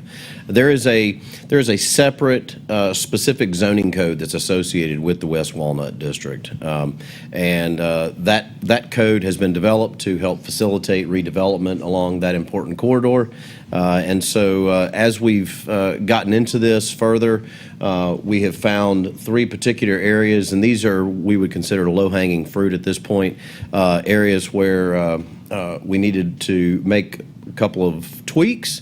There are more to come, and the Planning Commission has been part of that conversation, but these were three that we knew needed to be done right now. One was the language in the ordinance states that, and anytime you write ordinance, you have to be careful with your with the wording. You have to be careful with your shalls and your mays and your shoulds and things like that. What you should avoid is you should avoid those things that say you should do this, or it'd be kind of great if you did this. That always puts you up to a legal challenge, and makes it very difficult for staff to enforce and to administer the ordinance. This particular section of the ordinance says that if you're going to build a garage, that you should do retail on the first floor. What we've done is we have tweaked the language to say that decked garages or stacked parking garages must contain first floor retail. So what I did there is I just showed you an image of what that looks like. What we will be doing in the future, coming back the second time, is actually looking at parking structures and how you can do what are called building wraps. And that is that the building itself or your retail and restaurant component doesn't necessarily always have to be on the first floor. It can actually be a skin, so to speak, to a parking garage. And you can see here, this is an example of a site plan that shows where a parking structure has been wrapped with a mixed-use building. That's something that we'll be bringing forward to you. The second area under consideration is what's called building frontage. And as you may recall from the adoption of the West Walnut Corridor Plan, what we're trying to do with the West Walnut area is create a pedestrian-friendly urban environment. We really want to, now, we're not trying to recreate Main Street. Main Street is Main Street. Our central core and our downtown should always be just that. However, we've recognized in the plan that there's an opportunity to create this urban corridor between the university and downtown that is friendly to pedestrians, vehicles, cyclists, and all that. But in order for that to work, the location of the building is very important. And something that the ordinance has left out is where the building must sit on the property. And so what this second part of the revision brings into play is building frontage. It's important that the building frontage be pulled up to the street, that the building address the street. And so the revision has been that 75% of the primary building frontage cover the width of the lot, and that 35% cover the side if it's on a corner. This right here on the right-hand side of the screen gives you an example of how that gap can create problems with the streetscape as you're trying to build out that urban form. Mitchell, just for the viewers who may be watching this, what we're talking about here is new construction in this zone. Right. This would be only new construction. Now, there is an exception that we have built in. Sometimes it can be very difficult or even completely impractical or infeasible to build 75% of the front of the lot with a structure. So what we've recognized is that sometimes you can build outdoor amenity space, outdoor space for someone to be able to dine or other form of passive recreation. So what we've said in the ordinance is that if, as part of the development, you provide for some outdoor amenity, like you can see these examples over here on the right-hand side of the screen, that counts towards the 75%. And then finally, parking. Parking obviously is something that was talked about a lot during the development of the plan. And so as we've moved forward into the actual ordinance itself and creating laws and regulations, we recognize the importance of not needing to require minimum parking standards. And that's important in an urbanized environment.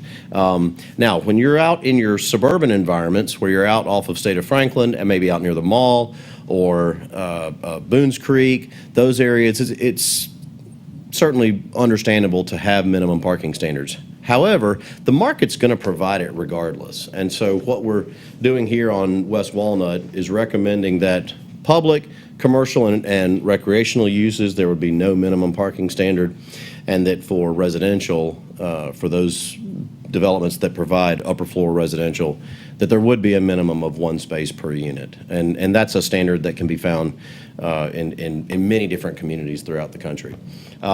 This too is, and I grabbed a header there from an article that was provided. Parking is important, but it's also not important. And basically that's just a play. And that article goes on to talk about the importance of allowing, especially in urbanized areas, the building and how the building relates to the public area to be the most important aspect of development.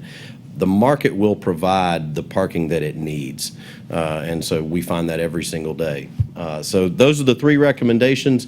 This went to the planning. I have a question on the parking. When the West Walnut Street District was established, the idea of leaving the parking requirement in was so as to preserve the city's potential for doing a fee in lieu kind of arrangement, because we recognized there were areas along that corridor where if they built out to this standard, you really were going to be pushing cars up into the south side neighborhood. And that was in addition to the bike and pedestrian friendly. We didn't want to create a scenario where people coming to those businesses on Walnut were parking on Pine or Maple and walking down. Are you concerned about losing that potential carrot? No, sir, I'm not. Only because, first of all, we are just getting started.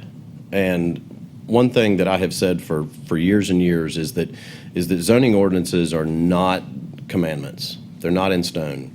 Zoning ordinances are law, but they also are organic. And they should establish policy, what we want, what our expectations are, but they should also be responsive to the market. And so I think right now, it's not necessary for us to have minimum parking standards in place.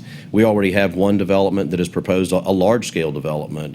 In fact, in the former well bar space, I'm sorry, no, the well is the new space, the library is the old space, that they are proposing to provide parking on-site and regardless of of any minimum standard. And so the market's going to provide the parking that it needs. What this really helps with is as you get into the more fine-grained development, those smaller scale developments where they might traditionally be required to provide a large number of parking spaces, but it's not needed based on their particular business model, then it allows them to come in and invest, make that investment, and join the excitement of what's happening. And there will be other parking available. There will be on-street parking available.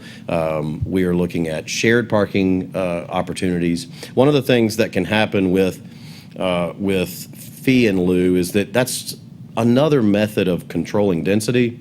And so at this point, this early in the game, I recommend that we do everything we can to help incentivize redevelopment of this area, and that we will respond accordingly as we get into this thing. My reservation, though, is I think you're right. The market will find on-street parking, and it'll be in front of people's houses on Maple and Pine.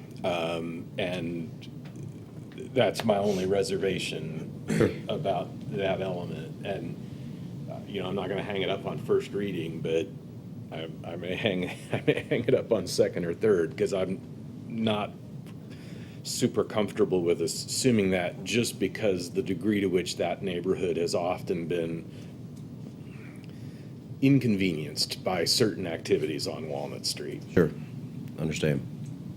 Are there still areas in the concept design for West Walnut Street that provide some public parking? Yes, ma'am. And that will be part of our conversation as we go into the redevelopment of the corridor in terms of infrastructure and public investment. Part of this is also coming back and doing a detailed professional parking study. And then another question on the retail on the first floor. If you're familiar with the Biltmore Village where they redid the buildings, where Williams-Sonoma and Talbot's, I don't remember, that are kind of about a half story above the sidewalk, and then there's a parking garage underneath it. Would there be anything in that language that would preclude that from happening where it's kind of the first floor, but it's half of the first floor, and there's a parking garage underneath? No. Again, anytime you write ordinance, you are writing the law in black and white. But then what the courts have always said is that you've also got to focus closely on the intent.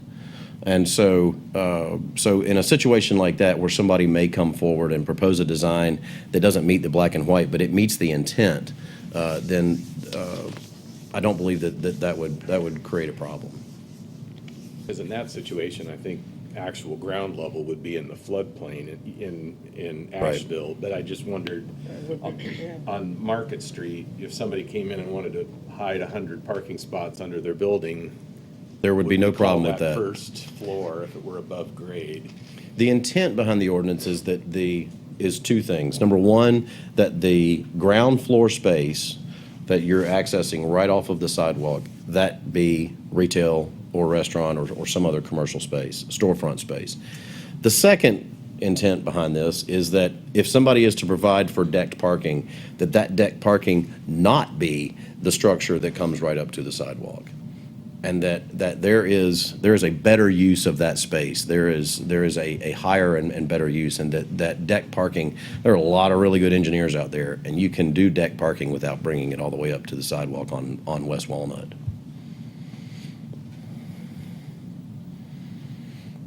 I would make a motion to approve it on first reading, subject to the caveats I've already. Second. Okay, motion and a second. Any other comments or questions? I agree. There's still some things I kind of need to get worked out in my head about it too. Ms. Jennings? Commissioner Calhoun? Yes. Commissioner Fowler? Yes. Commissioner Hunter? Yes. Vice Mayor Wise? Yes. Mayor Brock? Yes. Thank you, Mr. Mitchell. Okay. All right, do we want to? How's your contact? We want to take a break, Thank you, man? sir. The next item on your agenda is the budget ordinance. If you want to take maybe a 3 or 4 minute recess, and Laura can help me get the presentation pulled up on the computer, or Yes. Okay? Okay. We will take a 3 or 4 minute recess. It's always a bad sign.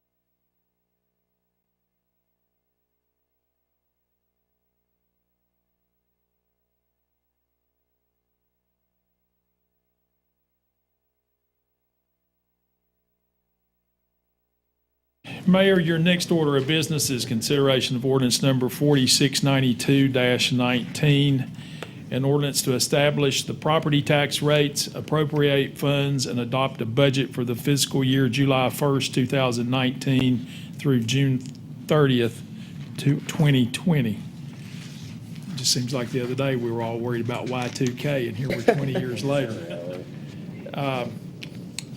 You remember that, John? I was worried about my diploma. He was 4 years old then. All right. It's 18. First of all, on behalf of the staff and myself, I would like to acknowledge and thank the five of you for the many hours that you have already put into this budget process. I mean, some of the folks here in the room, and I would assume everyone at home, probably doesn't realize that you all have got at least 20 hours invested in budget discussions so far before we get into this discussion tonight.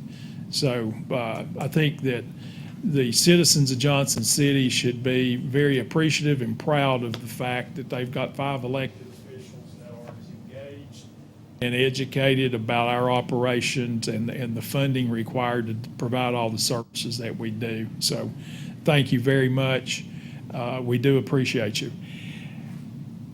We've been, as I say, we've been in the weed seed now for about 2 months with you all. So the level of this presentation will not be to the weed level, let alone the weed seed level. This is going to be a general overview. And if you've got specific questions beyond what we reviewed here this evening, we've got the backup and we can get into as detailed a discussion as you like. Highlights of this budget, probably the most significant one up that we didn't put on that chart is this budget is currently built without a property tax increase contemplated. This is a balanced budget, but it does include a drawdown of our fund balance of almost $911,000. If you include the drawdown of our economic development fund, that gets us to about 2.5 total. So this is a balanced budget, but in order to cover some of our capital expenses, we have had to go to fund balance and to our economic development reserve. I will remind you the source of income for the economic development reserve are the property tax receipts out of MedTech Park.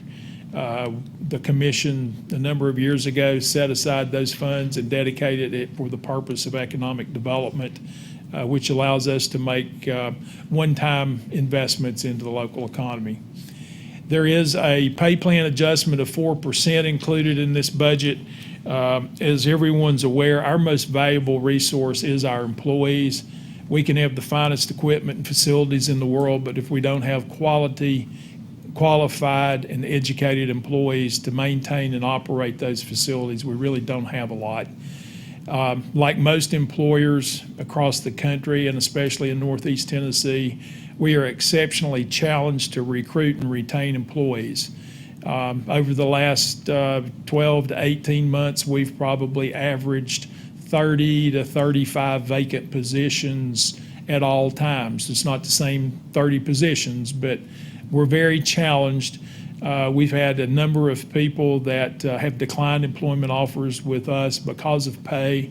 We've had a number of people that have left for higher pay in the private sector. This is not something that's unique to this particular local government. This is being experienced in Bristol and Kingsport and Franklin and Brentwood and all across the state of Tennessee. And talking to my counterparts, it's a real challenge recruiting people to work in local government right now. When the unemployment rate in the state is roughly 3% of those who are currently looking for work, there's just not a lot of availability of labor. So last year, or this current budget year, you approved a 4% adjustment with the hopes to do the same in the FY20 budget to get us into a more competitive position with our salary and pay plan. Health insurance cost, there is no increase planned for premiums or the employer's contribution in this budget. health insurance costs are going up, as we have talked previously. We have been dependent upon our health insurance fund balance in order to meet all of our expenditures this current year. Hopefully, that sine curve will turn the other way, but we feel like we'll be in a good position this year without a premium increase for either the employer or the employees. About half of our employees are still members of the Tennessee Consolidated Retirement System. The other half are members of our defined contribution plan run locally here. The state of Tennessee has advised that there would be no increase in our contribution into the state retirement system to fund our members that still remain in that system.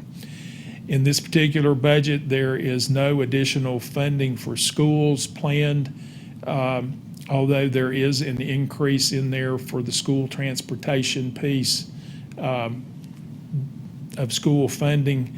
There's a little over $1 million worth of new school buses to be bought on the capital side, and there are increases in the operations portion of school transportation. There is no additional funding for quasi-governmental entities. That would be EMA, 911, EMS, animal control, those types of quasi-governmental agencies. Some of the things that are included in this is the acquisition of a new pumper for the fire department. We currently operate 9 stations with 12 frontline vehicles, fire apparatus, and 3 reserves. So we're really in a position that we need to replace about 1 fire truck a year. 20-year lifespan on those trucks is about the max you can get out of them. We have a number of trucks that are at the 17 to 22-year range right now. So if you'll recall, we are acquiring a new pumper in the current budget year. We need to get another pumper next year. That's going to be a recurring theme for a while in order to get fire trucks replaced. What's a pumper sell for? Round number, $500,000, and a ladder truck will cost you $1 million to 1.2. And hopefully there won't be any dramatic impacts on those types of equipment due to tariffs, labor costs, whatever. There's a lot of pumps and specialized equipment on a fire truck, and they're very expensive. How old are the ones we're replacing right now? They're going to be somewhere between 17 and 22 years old. And what we do with these is we replace a frontline truck.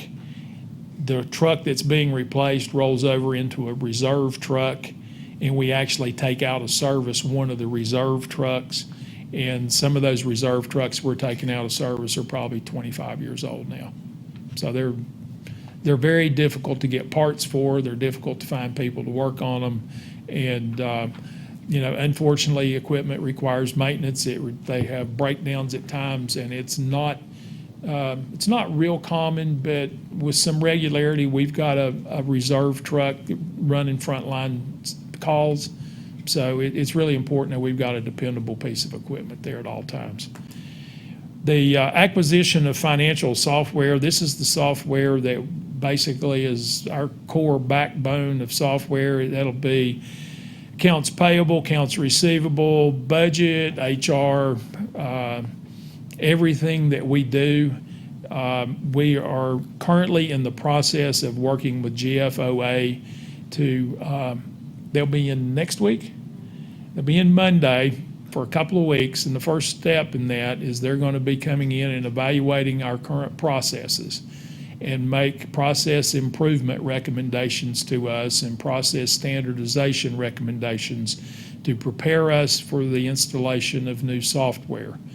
We're hopeful to get through that process and write the specifications for the software package that will best work for us, get that out on the streets late winter, early spring, and set us up to actually acquire the financial software during this upcoming fiscal year. We have $3 million budgeted for that acquisition of financial software. Now, that's a lot of money, but that is the core of everything we do. When you go online on our website and reserve a park, you're touching our financial software. When you make a water bill payment, when you pay your property taxes, when you come and get a building permit, when you come down here and apply for a job, when you have a code violation and have to go through municipal court, all of those, every interface we have touches that financial software somewhere. So it's extremely important that we do it right the first time, and that we spend what it's going to take to get the right package for us. There's no, well, it is a very significant disaster when you get the wrong financial software and you've spent a bunch of money and figure out after the fact that, oh, we made a mistake. We're not going to do that. Along with that, there is a little over $500,000 in this budget to deal with data security. We have a lot of information that's mission critical to our delivery of service and our operations, as well as a lot of personal financial information with people that do business with us. Cyber terrorism, for lack of a better term, is real. It happens a lot anymore. The technology that those people are able to develop and implement moves quick, and we're going to stay out in front of that. We're committed to ensuring that all of our data is secure and that all the data of our customers is maintained in a secure fashion. So that's another key piece of what we've got included in this budget. The construction design of West Walnut Street is in here. That process is already underway. They've been, the design team's been at work on that for a couple of months now. The reason you're seeing it in this upcoming budget is we've expended part of the money this year, but we're going to spend the lion's share of it next year. So that is included here. We've also added $150,000 to street resurfacing. 4 years ago, we began a annual appropriation of $3 million for street resurfacing. Obviously, the price of resurfacing increases each year, just like the cost of a gallon of milk or a dozen eggs or whatever else it is that we buy. And we have been losing purchasing power as a result of not increasing the amount of funding going into resurfacing. So this year we have included an additional $150,000 towards resurfacing in an attempt to at least stay even with the purchasing power that we had in year one of the resurfacing program. Your total budget is almost $250 million with a B dollars, $249 million. That's all funds. You see on this particular slide how it is broken down. And this is a comparison of budget to budget, what the increases and the decreases are. You see a $6 million decrease in capital funds. That's the significant decrease. Is where we rolled back capital expenditures. This is a tight budget year in terms of slow, very modest revenue growth. Recognizing that we build these budgets to ensure that there's no disruption or diminishment of service delivery.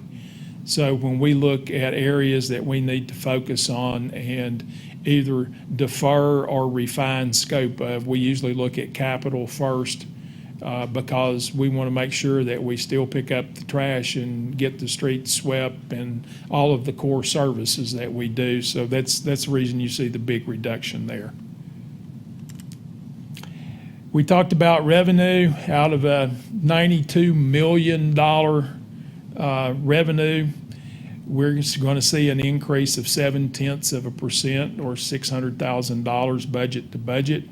That is extremely. Those who heard you say $250 million and then shift to revenue of $91 million, perhaps you can connect the dots. Yes, sir.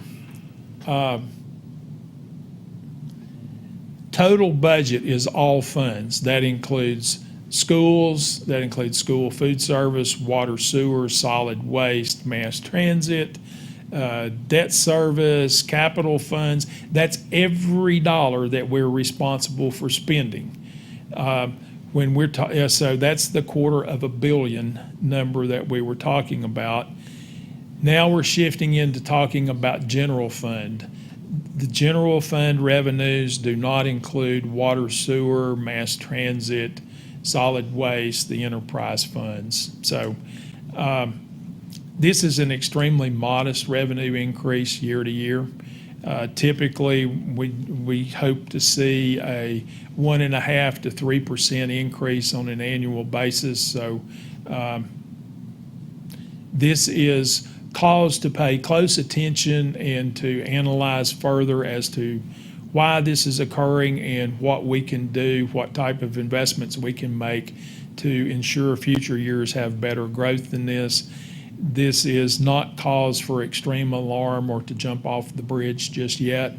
All of us have been dealing with the economy long enough to realize that there's the sine wave that reflects the activity in the economy. We have good years and we have bad years.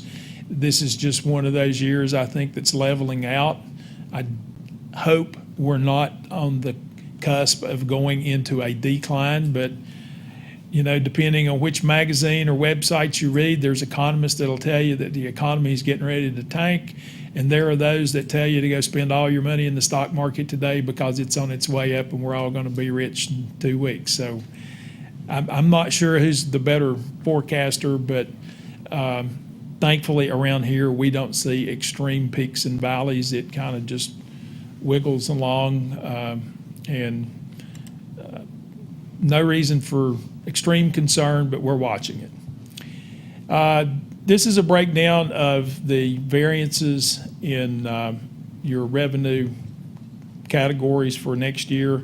And you see this broken down budget to budget as well as projected to budget.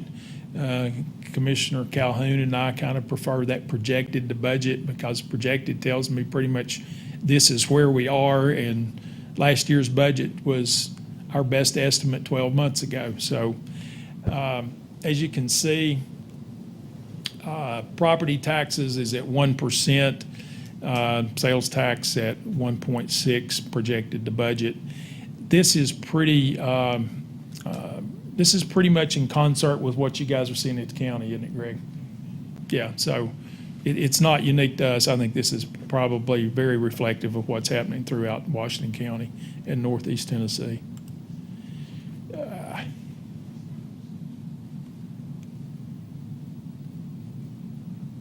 Let's do. Okay, where's the revenue come from? Property taxes, 39%. Local sales taxes are 24%. It hasn't been all that many years ago, Janet, that it was about 30% property taxes and about 30% sales taxes. So we're seeing a shift. My best guess as to what's happening is that's online sales is starting to really show up, the shift there.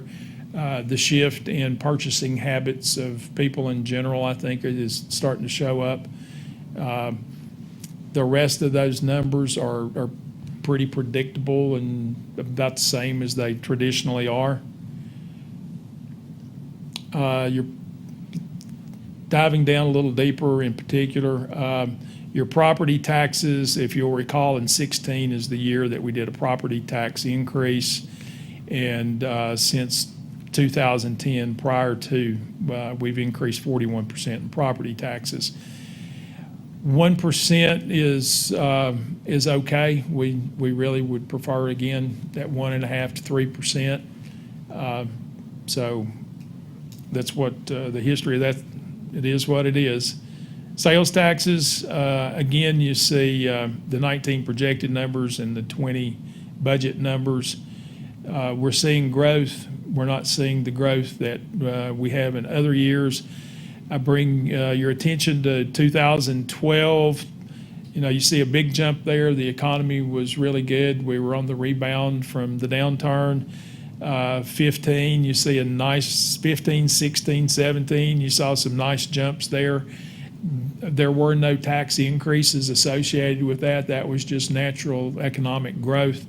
I point that out that while we're not growing as fast as we would, I think that cycle I was referring to earlier is reflected in this graph. The economy goes up and down. General fund expenditures. As you can see, personal service is up 3.6% budget to budget. That is inclusive of the pay plan adjustment I mentioned earlier. Operating expenditures, an increase of $761,000 out of a total of $24 million worth of expenditures, I think is a good reflection on our staff and the work that they've put forward in trying to control operating costs, recognizing that we are in a year with slow revenue growth. And this is projected, the budget, same categories. The change, as I pointed out on the previous slide, 761 increase on operating expenditures budget to budget. You're seeing $890,000 change projected to budget. What that tells me is that the staff is currently on a position to come in about $130,000 under budget on expenditures. We typically, across the board, come in under budget on expenditures. Staff does a really good job of scrutinizing expenditures. Where's the money go? This is a breakdown, and as you would expect, public safety and public works are where the majority of your funds go. That's what we do the most of. I had a question today from the media. What is admin? Admin is risk management, planning, purchasing, codes, finance, legal, my office, budget, just the departments that every other department in the city depends on for internal services, basically. So there are a number of different departments included in that admin category. Big impacts, these are the personnel requests. The one thing I do want to bring your attention to here, we talked earlier about the challenge with recruiting and retaining employees. We use a number of temporary employees primarily in Parks and Rec. We use them in Public Works. We use them in Water Sewer. We are proposing in this budget to increase the entry level for temporary employees to $9 an hour. You can see signs at McDonald's where their starting salary is $10 and $12 an hour. Trying to recruit somebody to come to work for us for $7 or $7.50 an hour to go cut grass and dig ditches versus $10 or $12 to go to McDonald's and run a cash register. It's very challenging to fill those positions. So we feel like this would definitely make us very competitive with most of the private sector in order to draw those temporary employees. The positions at the senior center are offset by reduction in temporary dollars. So that's kind of a net wash on that. Major increases, we talked about street resurfacing. The Economic Development Fund, that shows the incentive grant offer that we have made to Crown Labs. Since that, if that is accepted, that expenditure will occur in your upcoming fiscal year, so we needed to budget there. The police expense, there is a court fee associated with everything that goes through municipal court, and the court has set that court fee up to pay for police technology. It's what we call the Police Technology Fund. That fund is used to buy desktop computers, handheld devices that the officers use in the field, laptops, iPads, in-car video recorders, all those types of things. Any kind of police technology has traditionally been paid for out of that technology fund. The technology fund also pays for the maintenance agreements and all their software. That fund is not generating sufficient revenue to cover all of those expenditures. So we've had to transfer $100,000 of those expenditures over to the general fund rather than coming out of the police technology fund. And of course, the Langston project's getting ready to wrap up sometime in July, and we need to get the furnishings in that building, so that will show up in next year's budget. Other agencies, as I mentioned, the quasi-governmentals, no planned increase. The library is a $35,000 increase, and that's primarily operations and salaries. Transfers, these are gross totals on the amount of funds that get transferred. The capital stuff's pretty self-explanatory. The debt service fund is the general fund's portion of the debt service payments. The 212 out of the economic development reserve is the debt service and our contribution to FPAC and to improvements made at Freedom Hall over the last couple of years. Fine and Performing Arts Center. Then the operating subsidy going to Freedom Hall is budgeted at $275. For the life of that building, it has averaged about $250,000 a year. Side note, I apologize for getting into weed seeds, Joe. Had a very good conversation with the gentleman that runs the Asheville Civic Center.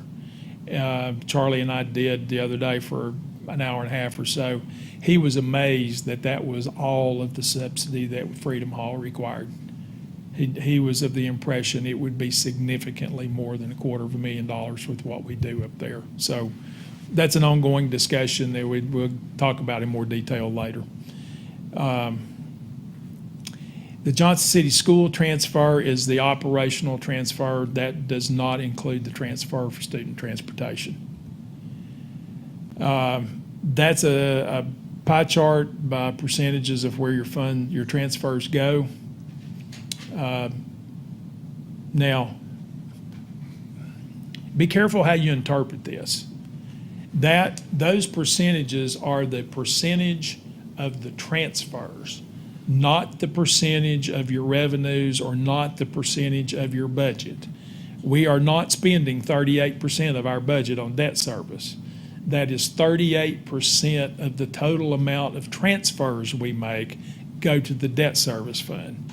By charter, we are limited to no more debt than 10% of the assessed value of properties in the city. We currently stand at about 5%, or half of the debt that we could issue.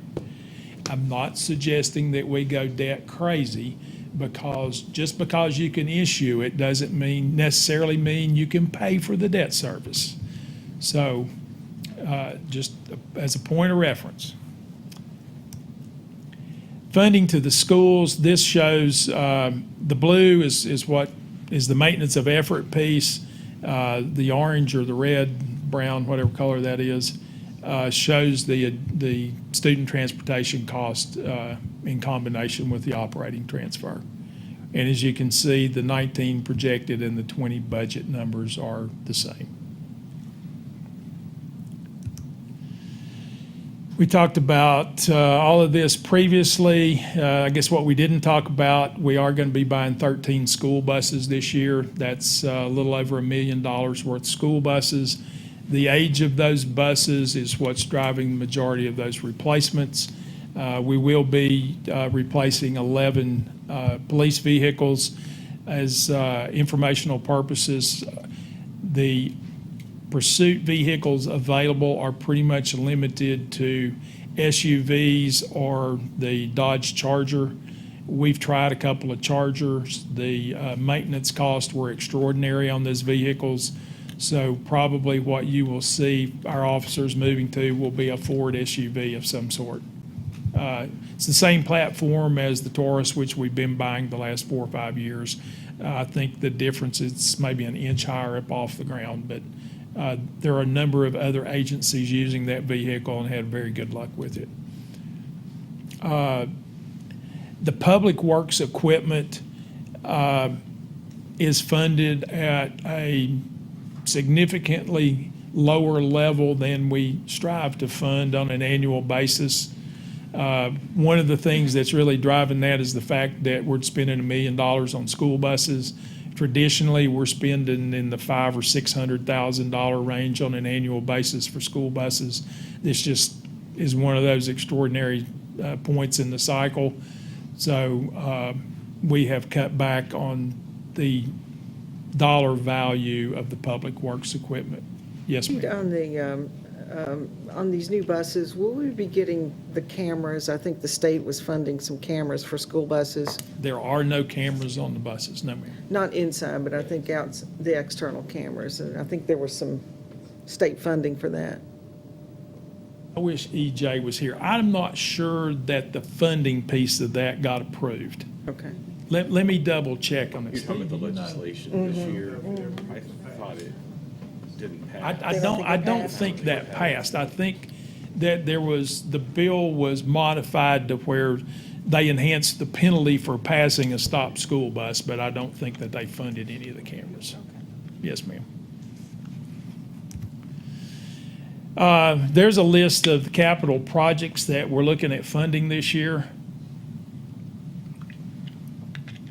Probably the ones that really need further explanation, the traffic signals at Harris and Lark Street at the intersection of West Harris and State of Franklin there at Ruby Tuesdays and Bank of Tennessee. We will be matching some state funding in order to put in a traffic signal right there. And there were 2 traffic signals planned to go in association with Lark Street project. Lark Street is the street that runs behind the Boys Club and through the former animal shelter site. At the intersection of Lark and West Market Street will be right there next to the TVA substation. There will be a traffic signal installed there. The other end of Lark Street is at the intersection with State of Franklin Road there at Caring Hearts Cardiology Group. There'll be another traffic signal installed there. The developer that's doing some work adjacent to the road project has agreed to fund half the price of the signal installation, and we'll be matching that donation towards the signals. Funding the balance of the Knob Creek right-of-way. Skylights at Freedom Hall are leaking and need to be replaced. The electrical box, that's an electrical distribution box that sits down on the floor at Freedom Hall. It was built by one of our former employees with parts pieces parts from here and there, and it's worked wonderfully for about 40 years. But when we had an electrical engineer evaluate the building, we were advised that we really had a safety liability there and that needed to be replaced. So that's in there. The stairway reference there is an exterior set of steps that would go from the big parking lots in front of the building down to the parking lot at the swimming pool level. When Science Hill has soccer games, football games, events in the football stadium, those lots in front of Freedom Hall are used pretty extensively, and there's really not a good, safe way for people to come down that bank other than to walk out into the road and come back down. So that's what that stairway is. The restrooms at Rotary and Tannery Knobs, we've got the splash pad and the playground at Rotary, and we need to get a restroom closer that is more convenient with mothers with multiple children and small children. And of course, Tannery Knobs, we need to get permanent restroom facilities up there, so those are both included. And the Rotary restrooms would be ADA compliant. Everything we do will have to be Right. ADA But we have a compliant. boundless playground right now that doesn't have handicap accessible restrooms, and this will solve that. Correct. Those will be inside the fencing, so That's they my don't have to take understanding. the young Yes, ma'am. children outside. Yes, ma'am. Fund balance. Is it safe to say that's an orange line? My ability to distinguish colors isn't what it used to be. The orange line, I guess that's burnt orange like Texas, huh? Sorry, Commissioner Fowler. Is what we require of ourselves to maintain in a fund balance. Now, what that equates to is 2 months of operational expenditures in case of extreme disaster of some sort, and we're thrust into the position of not having revenue coming in, but yet we've got to operate the city.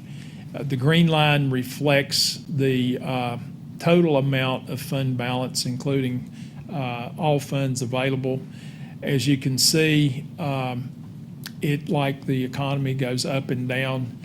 Our utilization of fund balance is always reserved to one-time expenditures. We use that to do capital projects, capital equipment, those types of things. We will, you will never see a recommendation from me to use fund balance for ongoing expenses. That's just bad practice, and we don't do that here.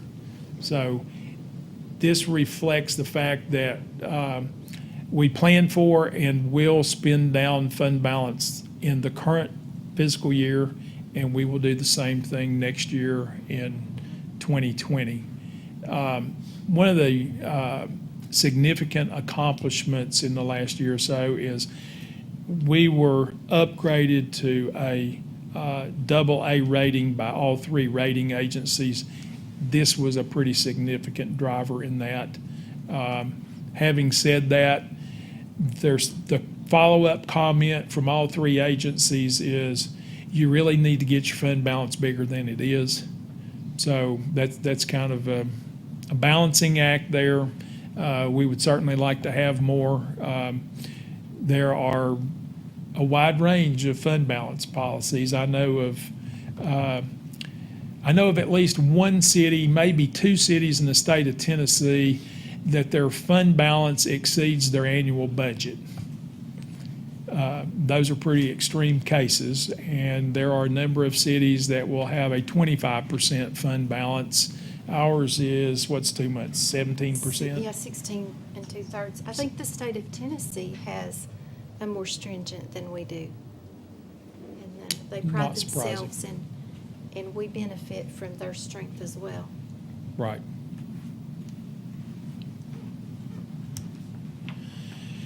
This is a breakdown of your debt service fund. The 11.8 figure includes school debt. Midway down, you see the breakdown between what is general fund debt service payments and school debt service payments.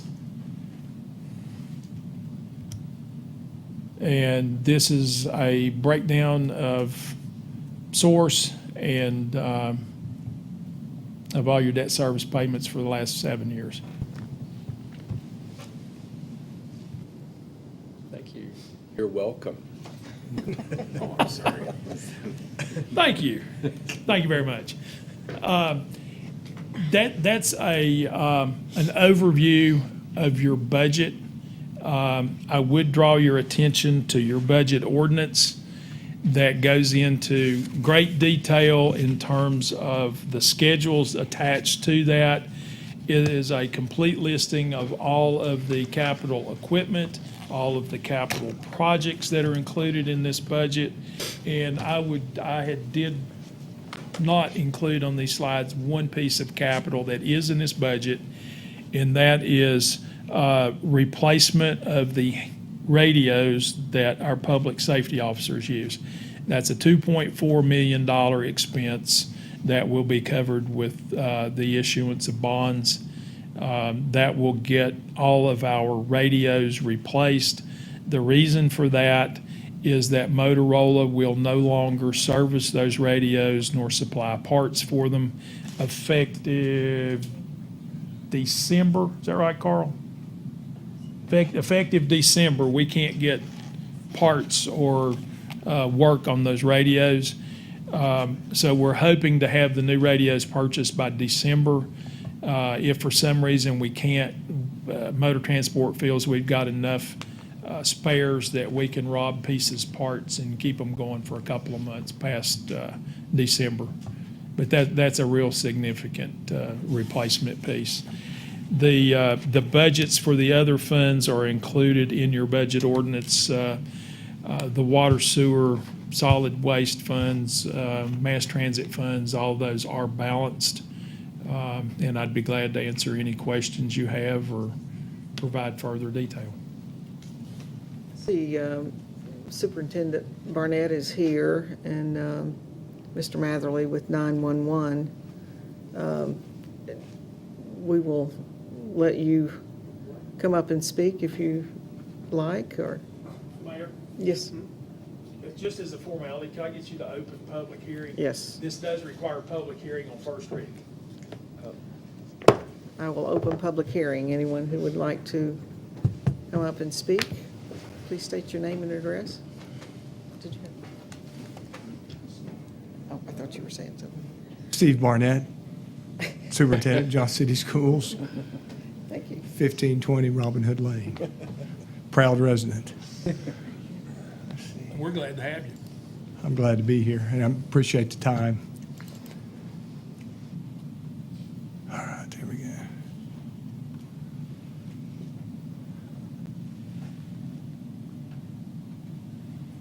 These transition lenses. There we go. I blame it on the lenses. There you go. Well, let me see. Just push F5. DOS commands are great. Thank you. You're welcome. Learn something.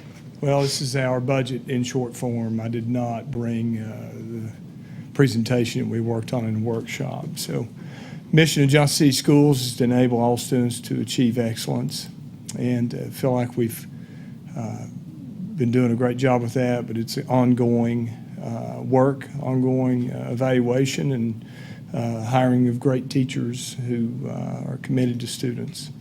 Our example, this slide just demonstrates our growth that we've had. We're fortunate to be one of the school systems that's actually growing. We're averaging about 70 students a year. So that also presents some cost issues, and presents some building issues down the road as we continue to grow. Our per pupil expenditure is, we use some other municipalities in this slide. We wanted to make a distinction here with this asterisk. We added in earlier today, because it came up in the workshop, something that the commission did last year, which was the addition of school resource officers to our schools, and we really appreciate that. It also added some cost that's hidden. We added that in. And we did not change the slide, but it would put us between Elizabethton and Murfreesboro City, just so you know that we are aware of that added cost along with transportation. We appreciate the addition of the school resource officers to our school system this year. Budgeted revenues, this is BEP, taxes, property, sales tax, and other, and you can see that it's pretty much a general overview of what we talked about in the workshop. Capital needs, we're hoping that we will be able to renovate our Science Hill High School library this year. We are going to be able to we'll have a budget meeting next week with the board, look at that as an option. And one of the things we talked about in our last school board meeting on Monday was the need to go ahead and proceed with enhanced foyer security, which means if you've been to Science Hill and you have to go through 2 locked doors, you're buzzed in, we check you. We'd like to move ahead with that. We have some money in this upcoming budget that is money that is in the budget each year for things that come up. So we believe we can set a plan up and start that at $130,000, and that includes materials and it being done at most of our schools.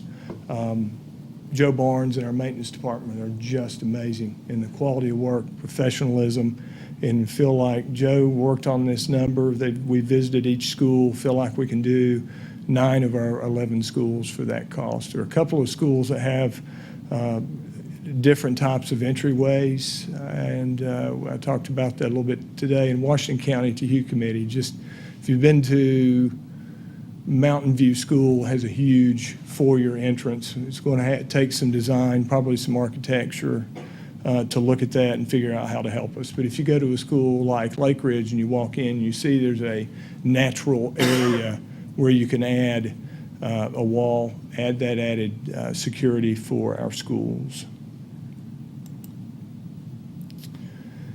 Leah's going to talk a little bit more about our revenue expectations for the upcoming year.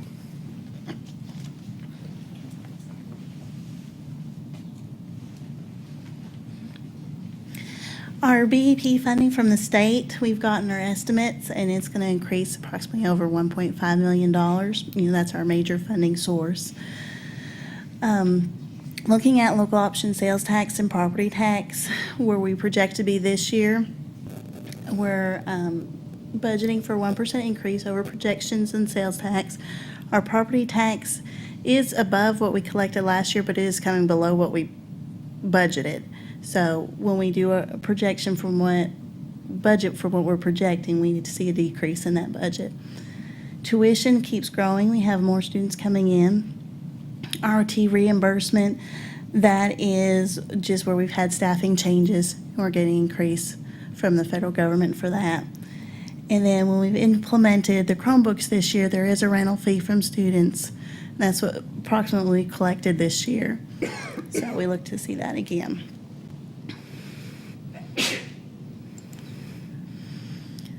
And then as far as our new expenditures, we do currently have a step increase figured in the budget. We're still evaluating other possible increases to make sure we can get most staff we can get some sort of increase. Technology plan, that is our Chromebooks. Previously, we've used textbook funds to cover that. We do have some big adoptions coming up that we need those funds for textbooks. Can we back up to the step increases? How much does the state fund of the step increases? So what is the gap then? Well, the way the state funds is they, according to our students and our ADMs, they fund so many positions. And then with that, they have a level of salary that they fund at. And once they figure that, they'll fund approximately 65% of that, and we have to match the rest of it. And that's just of their positions that are in the formula. But that includes the way they approach the step increases, or? They just do on the salary, they figure in the formula, they did a 2.5% increase on it this year. So The best way I heard it explained is if you had one school building school, then you're very efficient. That's why Science Hill's so efficient. That's why Science Hill's so efficient. That's why Liberty Bell, Indian Trail are so efficient, because they're large schools. So you're able to really maximize that student class size and that type of arrangement. So they fund at the very basic level. So if you have several schools, like most school systems do, then you're going to have some classrooms where you have to add a teacher based on the number of students in the school, based on the number and the average that's required for each grade level and configuration, K-3, 4 through 6, and so forth. So that's where a lot of those gaps occur in a lot of school systems, and we try to mitigate that by having the larger secondary and middle schools. But that's about 65%, but it ends up being a little bit less, doesn't it, what they fund for each one. I don't know if that answers what you're Well, I was asking, really but they talking- really don't figure in the step when they fund us. Okay. It's good they keep it so clear. Yeah. All right, thank you. No problem. Also, as we're developing and increasing our technology, just the technology support costs have increased, utilities costs, site-based funds, that's the funds we send to their schools for their general operations, because their ADM numbers have increased. We have to increase what we send to them. We had a slight increase on the TCRS rate for teachers. And where we're growing the AP program, our AP costs for testing has increased. Because we're also growing, we need additional teachers. We have in there the cost of the enhanced four-year security. We're also looking to increase substitute pay to match what Washington County is paying now. We're looking at using current assistants to serve on the buses when needed. That came up as a safety question from one of our board members, and we talked to Eldana about it and she said, she'd prefer on the buses when we're having an issue on a bus, maybe if we could have an extra person available. And we identified at any given time, we probably need 5, so we can identify some teaching assistants. They get a little bit extra pay. It extends their day. It doesn't put them over into a totally different pay category, but it'll allow them to have a little extra pay, but also allow us to have a little added security on some of our school buses, especially in the afternoon. Most students come to school in the morning on a bus, and they just come to school, most. And on the way home, you're usually a little more easily excited. So that might be the reason. And that was Ms. Janutola's recommendation, was where that came from. How many are you thinking would be utilized at any given afternoon? Yep, 5. 5? Mm-hmm. 5 at any given time. May not be the same person every day, and it probably won't. But we're looking, hoping that we can have 5. Then we have to recruit them and ask them, and would you please do this? But we think it will help with behavior on some of the buses, especially the larger buses. Then we have some additional needs, and I thought you may have questions about it. So we had Title II. Title II is federal funding, and it's a way that we can bring in a position. And what happens with Title II funding, after a few years, you're supposed to phase that out. You either keep that position, or you eliminate that position and do something different, innovative. So what we had in that position was one of our math coaches for several years, and we moved that position. It was the tech coach. Tech coach was in that. It was either the math coach or the tech coach. Could have been both at one time. And moved that into the general budget. So it allows us to try something else new and innovative. With the number of ESL students that we have in our community, we're able to add an English as second language coach, not for the ESL teachers that we have, but for the regular classroom teachers. How do you work with this student who's learning a language? So we're adding that this year out of that Title II fund, which is not considered an addition. It's the move of that Title II position into the regular budget.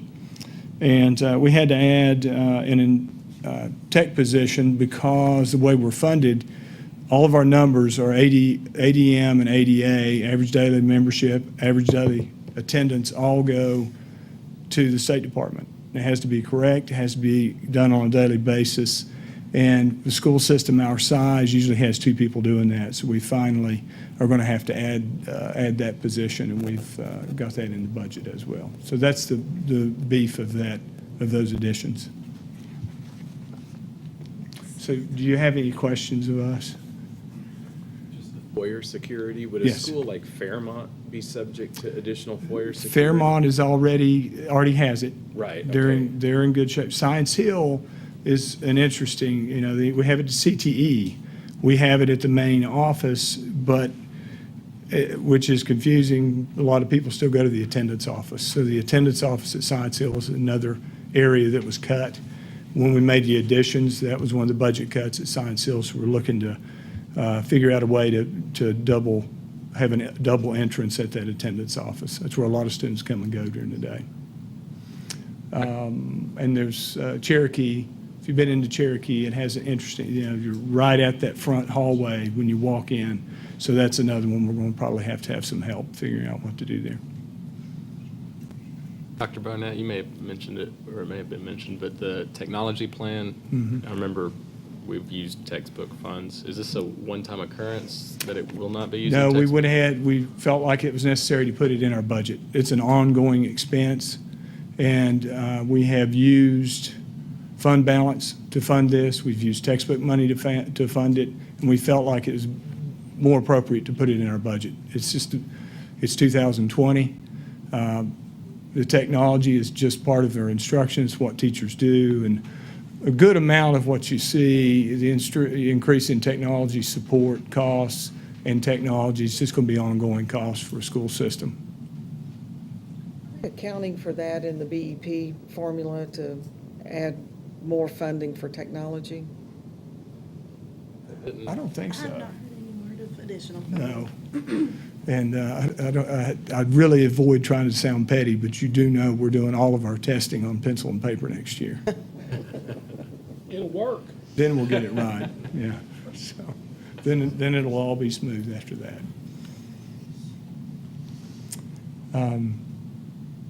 We just want to tell you all, we appreciate you, appreciate the support of the commission and this community of our school and school systems, our school system and schools. We feel like we have a great school system because of the community support. The parents have high expectations. They come here. We feel like our school system is a draw to Johnson City, and we're able to recruit really good staff, outstanding teachers, and they want to come here and work.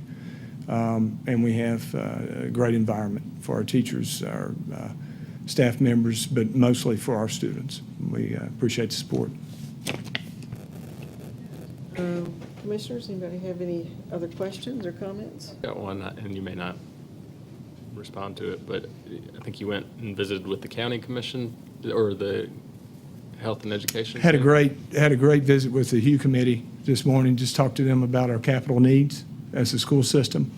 Very well received, and had a great time talking to them and answering questions and just having some good conversations about mental health, how we do our mental health and safety plan in the city, and our needs for a new school at Town Acres, some additional space at some of our elementary schools to make our 2 middle school plan work. I'm glad you brought up capital needs, because in your presentation, I didn't want it, I think it was somewhat misleading to those that aren't familiar. Those are very short-term capital needs. You've got a much larger Those are, list. that was for this budget. Right. That just for this budget. That's not, I do have the other document in my binder if you'd like a copy. So it's a $30 million capital need. As And I just opposed wanted to, to make sure that we understood the difference between this year versus your mid and long-term plan that funds are needed. I think it's good to bring that point up. Might mention the current capital project that's underway at Liberty Bell, which is, what did that turn out, 11 million? It's, is it 10.5 or 11? 10.5? Yes. And it's expected to be completed next June, and we be in there, in the school cafeteria, in the gym, hopefully, A year beginning from of now, the 2020-21 school year. Very good. That's exciting for all of our students going to Liberty Bell and the staff at that school. Anyone else, any other questions? Thank you. Thank you. very Thank you all much. very much. Appreciate it. Is there anyone else who would like to speak? Seeing none, we'll go ahead and close. He's already up. He's bringing money. Greg, excuse me, Mr. Madley, before you come up, is there anyone else that will want to speak for or against on the school budget? Let's just, okay, very good, thank you. Thank you, Mayor. Thank you, Commissioners. I appreciate just a short opportunity to speak. I know that you all have had a chance to review our budget, and we had some definite needs. Had the opportunity to go over those needs with the city staff, and they have helped me tremendously this year, my first year as director. And as we moved into this budget, the board of directors requested of me to break out dispatch cost for the city as well as the county. And that was the original number that I submitted to you. Over the years, the city has been so supportive of 911, and it's been a great partnership. This year, we know that there's flat revenue in Washington County as well as Johnson City. And I guess one of our most critical needs that I wanted to speak to you about tonight was the monies for our staffing. In our budget, we had to put in our budget a 4% raise for the dispatchers. I think that is a very critical need for us. We we're facing operational losses in money. The state of Tennessee, in our appropriation each year, once 911 surcharge money started going to the state of Tennessee in 2015, there was no mechanism of increase. So you stayed on a flat revenue pattern, and that's where we are today. So we've not had any increase from the state of Tennessee.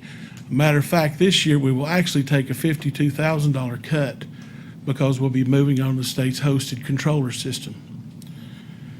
This past week, I met with the Tennessee Emergency Number Association at the regional directors meeting. One of the things that they spoke to us about was that it's just not only Washington County 911 that's being affected by this revenue shortage. If you look at our budget, you'll see that there has been additional revenue. That revenue is an excess of the surcharge. So when they send me these excess dollars, they say that I can only spend those on capital. This year, I have tried to benefit the city and county by spending that capital directed by the board of directors very strategically in dispatch.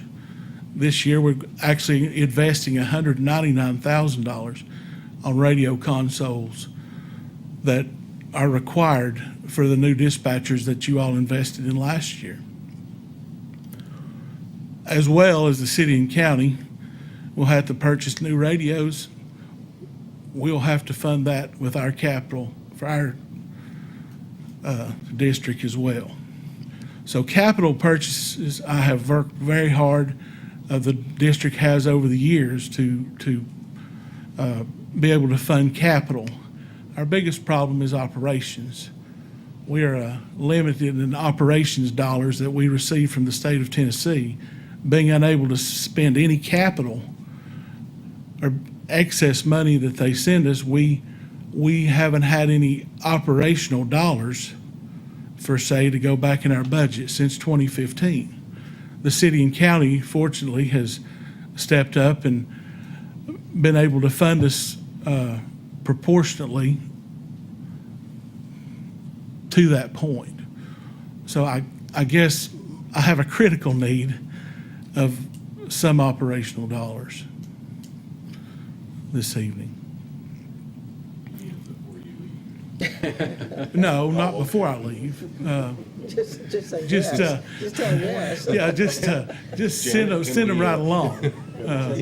You know, but I know that there had been some discussion of balancing the appropriations of the county and city. I know those are kind of different, and I guess my biggest, knowing what this county has considered over the last several weeks, I guess that my ask would be this to just assist me in the 4% cost of living merit pay plan raise. What will that take in total? I think in total, working with, it will take approximately probably in total close to $70,000 for me. To balance the anticipated amount that the city and county, the county is getting ready to fund, to balance that out, or what the county has proposed to fund in their budget this year, they are proposing $900,000. So if the city and the county were to both fund that, it would bring the city up to $76,000 this one time. It'd be a one-time thing, and that way both entities would be contributing the same amount. So it'd actually be recurring though, because Yes, ma'am. you begin the 4%, and then next year, you know. Next year it's it'd be still the in 4%, system. yes, Yeah. ma'am, it would be. So the 900 70,000 is the total, Is right? the total. Okay. And so Right. 70,000 is the 4%. Right now, the city is contributing $823,000. And And the county's contribution is $747,000. you're trying to get both entities to the 900, is that? Well, target there? well, I'm just telling you that's what the county has proposed, To get that they will go up to the 900? that they were going to the 900 is what they have proposed in their budget. And if we both went to the 900, that would meet your 4%. Yes. Okay. And that would be a little bit extra for operations. So, Commissioners, are any other, we certainly enjoyed our visit with you a couple of months ago to see the new facility and the technology that you have out there now. we sure did enjoy your all's visit. Yeah. We sure did. And Do you have difficulty recruiting dispatchers? yes, I do. That's one of the very good points, and that's why our 4% was so critical this year, just as here at the city. It takes 18 to 20 months to train a dispatcher because they have to be trained in all different areas. Each EMS, police, fire, I mean, it's all critical, and it takes a while to train them. And one of the great things, though, is we have great training staff, but it still takes that amount of time. So one of the things that, once they get trained to that point, I have a great competitor, and it's the Tennessee Highway Patrol. I have lost those two dispatchers, fully trained, just got their 3 years in this year. And it's hard to compete. I think my starting call taker starts at 13, and a starting THP dispatcher starts at 22. So I have lost several good dispatchers, and their facilities in Strawberry Plains. So I even had one I lost even drives back and forth from Johnson City, Strawberry Plains. So Are you fully staffed now? no, ma'am. I'm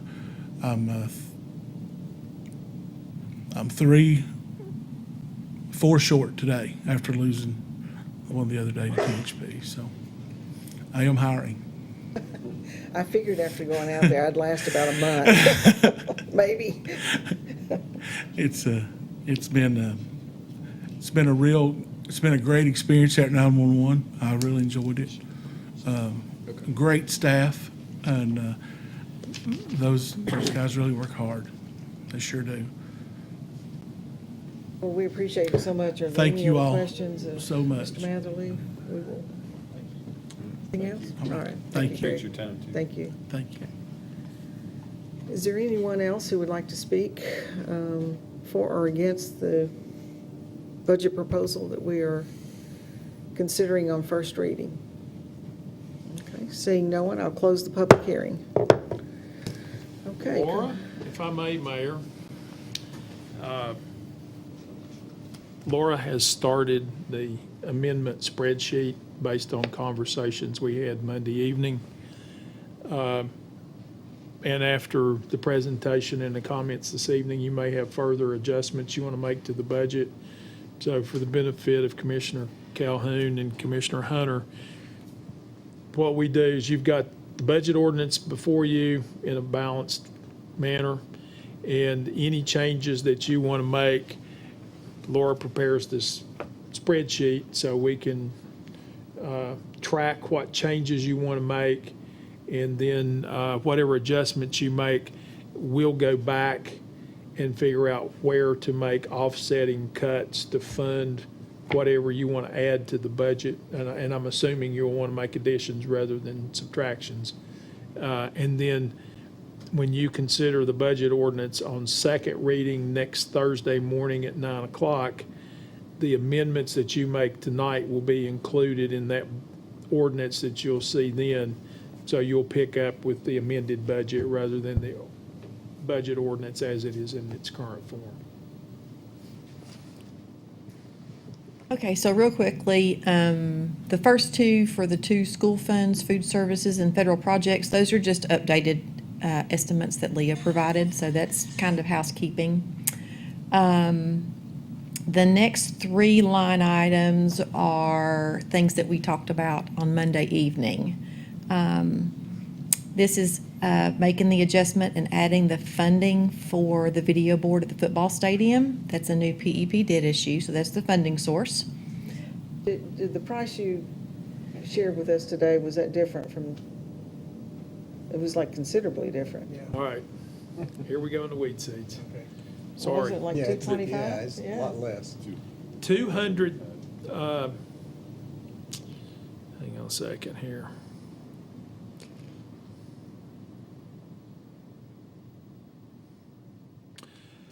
Okay, the board that's up there now is 11.2 by 16, I believe is what I sent you all. The proposed board would be 13.2 tall by 25 feet wide. That will take up the entire superstructure up there with the exception of the scoreboard, which hangs below the video board, and the fixed advertising panels will either have to be reconfigured or done away with to accommodate this board. At our meeting on Monday night, there was discussion about, we got to make sure we get it right, what's the right size.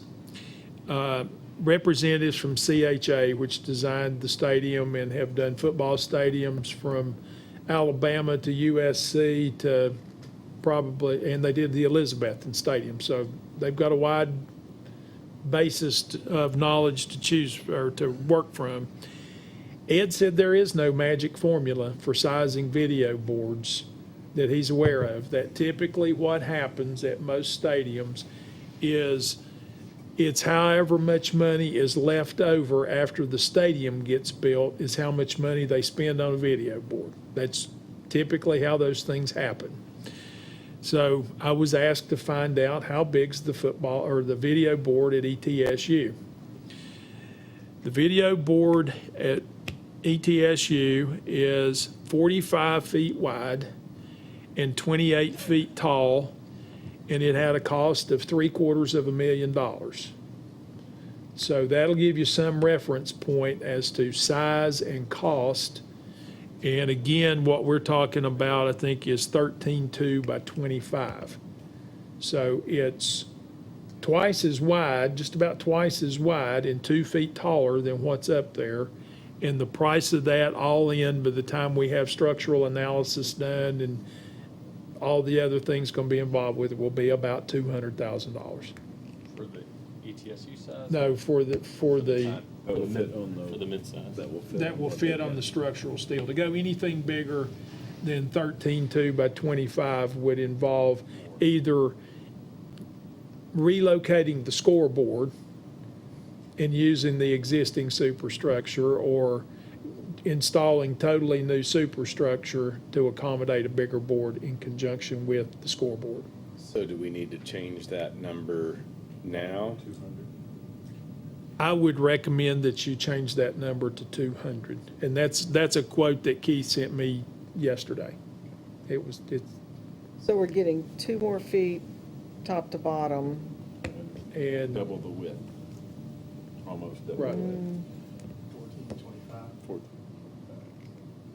You said 16. Didn't you say 16? 11.2 by 16? So we get about 9 more feet. I thought that's what you just said. I wrote it down. Let me get the email I sent y'all. Are we confident that 9 feet by 2 feet extra is viewable enough that we're not going to hear about it for 10 years? Am I going to go to the games anymore? I would suggest to you, we could put something bigger than ETSU's up and somebody would say they can't see it.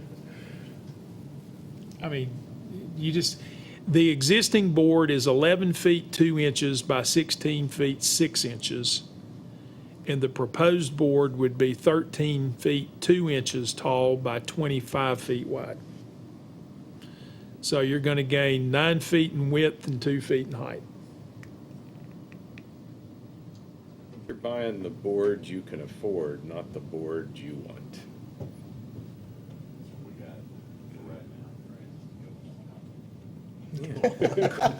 Go all out until it runs out is the second part of that. So did they give you some kind of estimate about, to add new structural thing, what the cost of that is? No, ma'am. Well, I know you'll be able to see it better than you can right now. How fast? And the picture quality on this board is much advanced from what you've got up there now. It will be high definition quality video. And what you have up there now is not HD quality.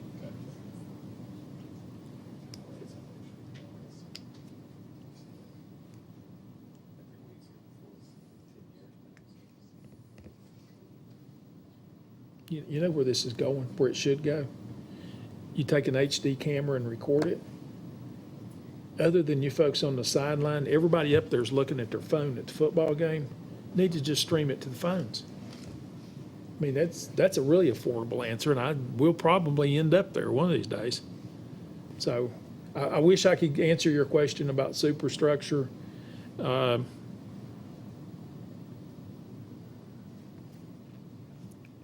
I couldn't give you an educated guess. I'm sure you're looking at 6 digits. The next one we put up, we'll see. So We have 350 built into the debt schedule now. Do you wish to leave it there for further contemplation or just in case? Do you want to take it back to 200? you can always leave it at 350. And if you can get what you feel like for 350, it's covered.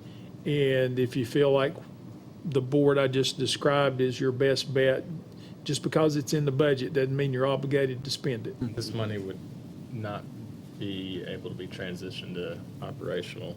No, sir.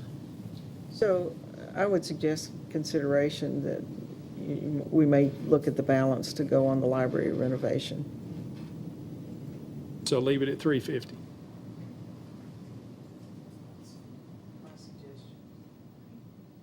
It's going to be bonded, And the remainder to be, go toward the library. where would the rest of the library funds come from? What would be, I mean, what would be your assumption? You've got library in your budget, don't you? That school system is. No, you've got for your security. That's right. That's right. I'm sorry. What would be the balance? What was the overall estimate on the library? The library was 233. 234. 234. I think the balance of that. Yes, sir. Yeah. Is that something that schools wanted to do this year? Could you tap into fund balance a little bit more to make the match? For 84. We'd have discussed it at our budget meeting on Wednesday, next Wednesday.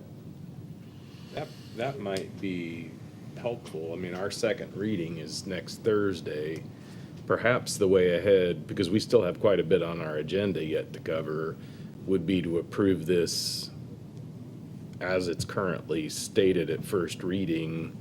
If there's an interest in exploring the video board and, you know, what would the kind of pie in the sky scenario look like? There's time to do that. And finessing a few of these parts. Yes, sir. Okay. And so I would make that motion just to approve it at first reading and continue the finessing. Well, I'm just wondering when we'll do the finessing. Because we're meeting at 9 o'clock next Thursday morning, so we either do it now or have a special call finesse meeting. You We have can, Mr. Matherly back there You who's can, asked you can us. amend it anytime you want to. Thursday still. you can finesse it on Monday before the 20th at agenda review, because you can change it up to third reading. I think you've got time to. As far as video boards, I'm kind of a visual person. Could we get a rendering, I mean, nothing fancy, but just to get some perception as to what we have currently in the mid-range and in the ETSU range, what those sizes would look like would help me a little bit. Okay. I mean, and it doesn't have to be right now, but, I mean, because I think we're talking about whether it's going to the library or video board, we're looking at 350 in PEP, which I'm good with either way right now. I'd just like to see some size and scale. I'm a picture person. I'm with you. You want to go through the rest of those? or- Sure. In the current year, we borrowed PEP funds to do the roof at the library. It is a school facility, so we can use PEP monies to do that. So we got the money in the current year, that's the funding source from the PEP bond issue, and then we'll budget the project next year. That was not in your original budget ordinance. The 6125 is the interest payment on the new PEP borrowing for the video board. And then Monday night, there was discussion to add a sign at Tannery Knobs. And there are monies already in the capital funds allocated for Tannery Knobs, so that's the funding source for those. Or we talked about different terms, I think, on the debt service. What was the 6125 is based on what, 4 or 5 years or? 4 years. 4 years? 4 years, Okay. yes. And so that's all I have currently on the amendment based on new estimates from schools and then changes that you all wanted to make to the original ordinance as of right now. There's nothing down further? Mm-mm. Do you want more? I've got plenty of space on here. So I put a motion out there Go ahead and repeat that. to approve this as it stands right now on first reading, recognizing that we'll have 3 more public occasions where we'll be together to refine this and perhaps work on a few of these last questions. Is there a second? Second. Any further questions or input? Very good. Ms. Jennings? Commissioner Calhoun, Yes. Commissioner Fowler, Yes. Commissioner Hunter, Yes. Vice Mayor Wise. Yes. Mayor Brock. Yes. Thank you, Laura. Thank you very Y'all done a much. great job with this. Okay, Mr. Peterson, we're ready to move on. To the speed round. Ready? Yes, sir. All right, here we go.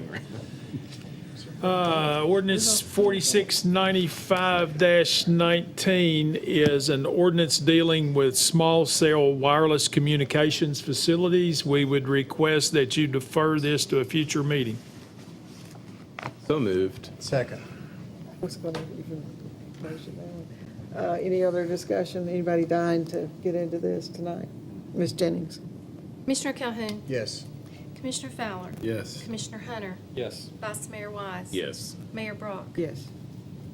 Next order of business is consideration of ordinance number 4696-19. An ordinance authorizing conveyance of real property owned by the City of Johnson City to Triple G Ventures LLC and located at or near 119 North Commerce Street upon the terms and conditions contained herein, and repealing all ordinances and parts of ordinances in conflict herewith. Ready for your consideration on first reading. In the packet is a map of the parcel that we're talking about. The building at that location actually extends across the right-of-way at that point, and the adjoining property owner has asked us to quitclaim this property to them so that the entirety of their building is on their property and not out into the public right-of-way. We have reviewed it, had it surveyed, have a quitclaim deed prepared, and would recommend your approval. Move approval. Second. Any further discussion? Ms. Jennings? Commissioner Calhoun. Yes. Commissioner Fowler, Yes. Commissioner Hunter, Yes. Vice Mayor Wise. Yes. Mayor Brock. Yes. Next item for consideration is ordinance number 4697-19. An ordinance authorizing the conveyance to Fang Yang Shu certain parcel of real property and easement owned by the City of Johnson City and located in Washington County, Tennessee, upon the terms and conditions contained herein, and repealing all ordinances and parts of ordinances in conflict herewith. I would direct your attention to your packet where there is a survey on there's a survey in your packet that shows what's happening. This is out on Oakland Avenue at the intersection with Denny Mill Road where the Cafe Pacifica restaurant is. Part of the parking lot, which is required parking, is actually out in city right-of-way. What we have prepared is an easement document that would transfer to them, which allows them to continue using the parking lot as is with no enlargement, improvements. They can erect poles, signs, fences, anything on the easement area, and it preserves us the right to go in and make any repairs, expansions, relocations of utilities, and to be held harmless should we go in and make such work and against claims for loss of business or negative impacts on their property. Did I forget anything? It's pretty comprehensive. We would recommend your approval. This is needed in order to close on the sale of the restaurant and get it reopened. Motion approved. Second. Motion and a second. Any further discussion or comment?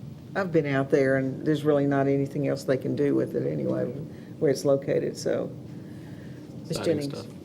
Commissioner Calhoun. Yes. Commissioner Fowler. Yes. Commissioner Hunter. Yes. Vice Mayor Wise. Yes. Mayor Brock. Yes. Next order of business is consideration of ordinance number 4673-18. An ordinance to amend the zoning map of the city of Johnson City, Tennessee, being part of the appendix to ordinance number 1519, entitled "An Ordinance to Adopt a Code of Laws and Ordinances for the City of Johnson City, Tennessee, and to repeal all laws and ordinances in conflict therewith, and amendatory thereof by changing from R2 Low Density Residential District to R2C Low Density Residential District, certain property located at 1101 Skyline Drive." Ready for your consideration on second reading and public hearing. Thank you, sir. Mayor, Commissioners, in November 2018, the Planning Commission approved these rezoning requests. Mr. Paul Yoder intended to split a piece of property and create two lots that are really smaller in size, and only an R2C district would accommodate those lots. The Planning Commission granted approval subject to the applicant providing side distances for the new lot that he was going to create. It came before the City Commission on December 6, 2018, the first reading. You approve it subject to the applicant providing the side distances and the engineering division ensuring that it met city standards. We've worked with the applicant for the past 6 months to have him provide those side distances, and he has not done so. He's been very resistant with getting a surveyor to go out there and shoot the site. So staff is recommending that with the absence of those side distances, this rezoning cannot move forward because we will be creating an unsafe situation for the public. Excuse me. Given that, why would we have it on our agenda and not just leave it to die for lack of a second and third reading? You need to make the decision to kill it. Staff cannot just. It's a housekeeping matter as much as anything. I mean, rather than letting something just sit out there and linger, we really need to get some finality to it one way or the other. This does not need to go back to the Planning Commission who originally set the requirements for approval. No, sir. Okay. Move that it be denied. Second. Motion and a second. Any other questions? Have we had contact from the petitioner? Yes, sir. And how recently? The last contact we had with him was on May 24th. What did he say then? His point all through has been the city should go out and do the side distance measurements. So not he's him. he's not on the cusp of getting this done? No. So what impact will this have on his ability to do what he wanted to do with these lots by requesting rezoning? He basically would not be able to create those, the two lots. The one lot as it is with a house on it will just continue to exist. All right, we have a motion and a second. Any further discussion? Ms. Jennings? Commissioner Calhoun, We're voting on denying, To right? deny. Yes. Yes. Commissioner Fowler, Yes. Commissioner Hunter, Yes. Vice Mayor Wise. Yes. Mayor Brock. Yes. Thank you, so.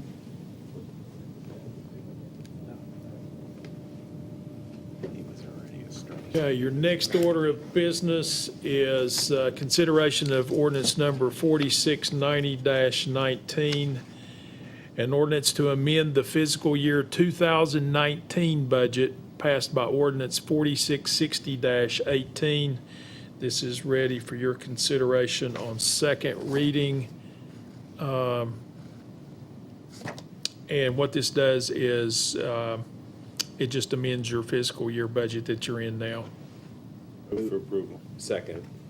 Motion and a second. Any other questions, comments? Ms. Jennings? Commissioner Calhoun, Yes. Commissioner Fowler, Yes. Commissioner Hunter, Yes. Vice Mayor Wise. Yes. Mayor Brock. Yes.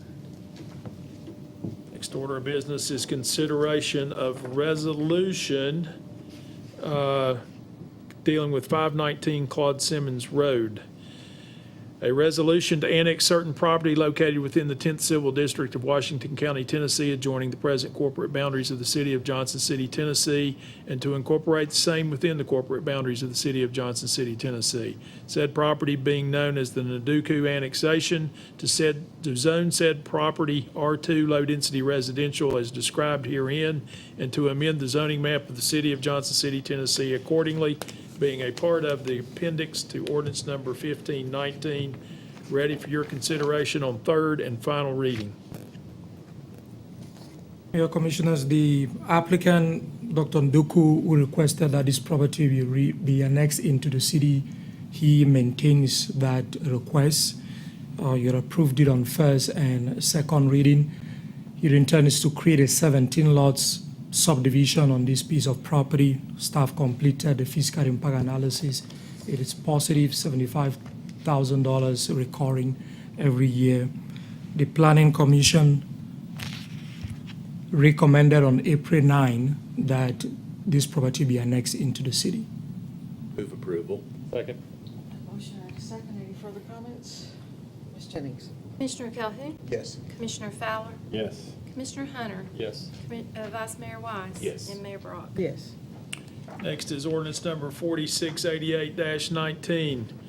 An ordinance to amend the zoning map of the city of Johnson City, Tennessee, being part of the appendix to ordinance number 1519, entitled an ordinance to adopt a code of laws and ordinances for the city of Johnson City, Tennessee, and to repeal all laws and ordinances in conflict therewith and amendatory thereof by assigning a R2 low-density residential to certain property within the 10th Civil District of Washington County, Tennessee, known as the Naduku annexation, ready for your consideration on third and final reading. Move approval. Second. Going to R2 is the zoning request. Yes. Yes. Ms. Jennings? Commissioner Calhoun. Yes. Commissioner Fowler, Yes. Commissioner Hunter. Yes. Vice Mayor Wise. Yes. Mayor Brock. Yes. The next order of business will be consideration of a resolution for annexation of 278 and 280 Pickens Bridge Road. A resolution to annex certain property located within the 11th Civil District of Washington County, Tennessee, adjoining the present corporate boundaries of the city of Johnson City, Tennessee, and to incorporate the same within the corporate boundaries of the city of Johnson City, Tennessee. Said property being known as the Cooper annexation. To zone said property R4 medium-density residential as described herein, and to amend the zoning map of the city of Johnson City, Tennessee accordingly, being a part of the appendix to ordinance number 1519, ready for your consideration on third and final reading.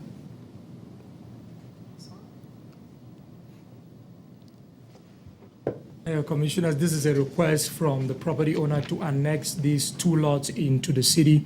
He intends to construct 3 to 8 unit multifamily development on both pieces of properties. The Planning Commission recommended that this be annexed into the city. That recommendation is maintained. Staff conducted an analysis of this. It would be positive $13,000 in revenue that this is estimated to bring into the city. Water and sewer facilities are available on site, so there will be no change in the plan of services as you initially considered.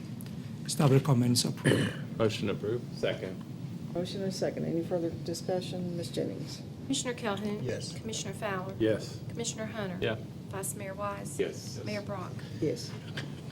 Ordinance 4689-19 will assign zoning to the Cooper annexation.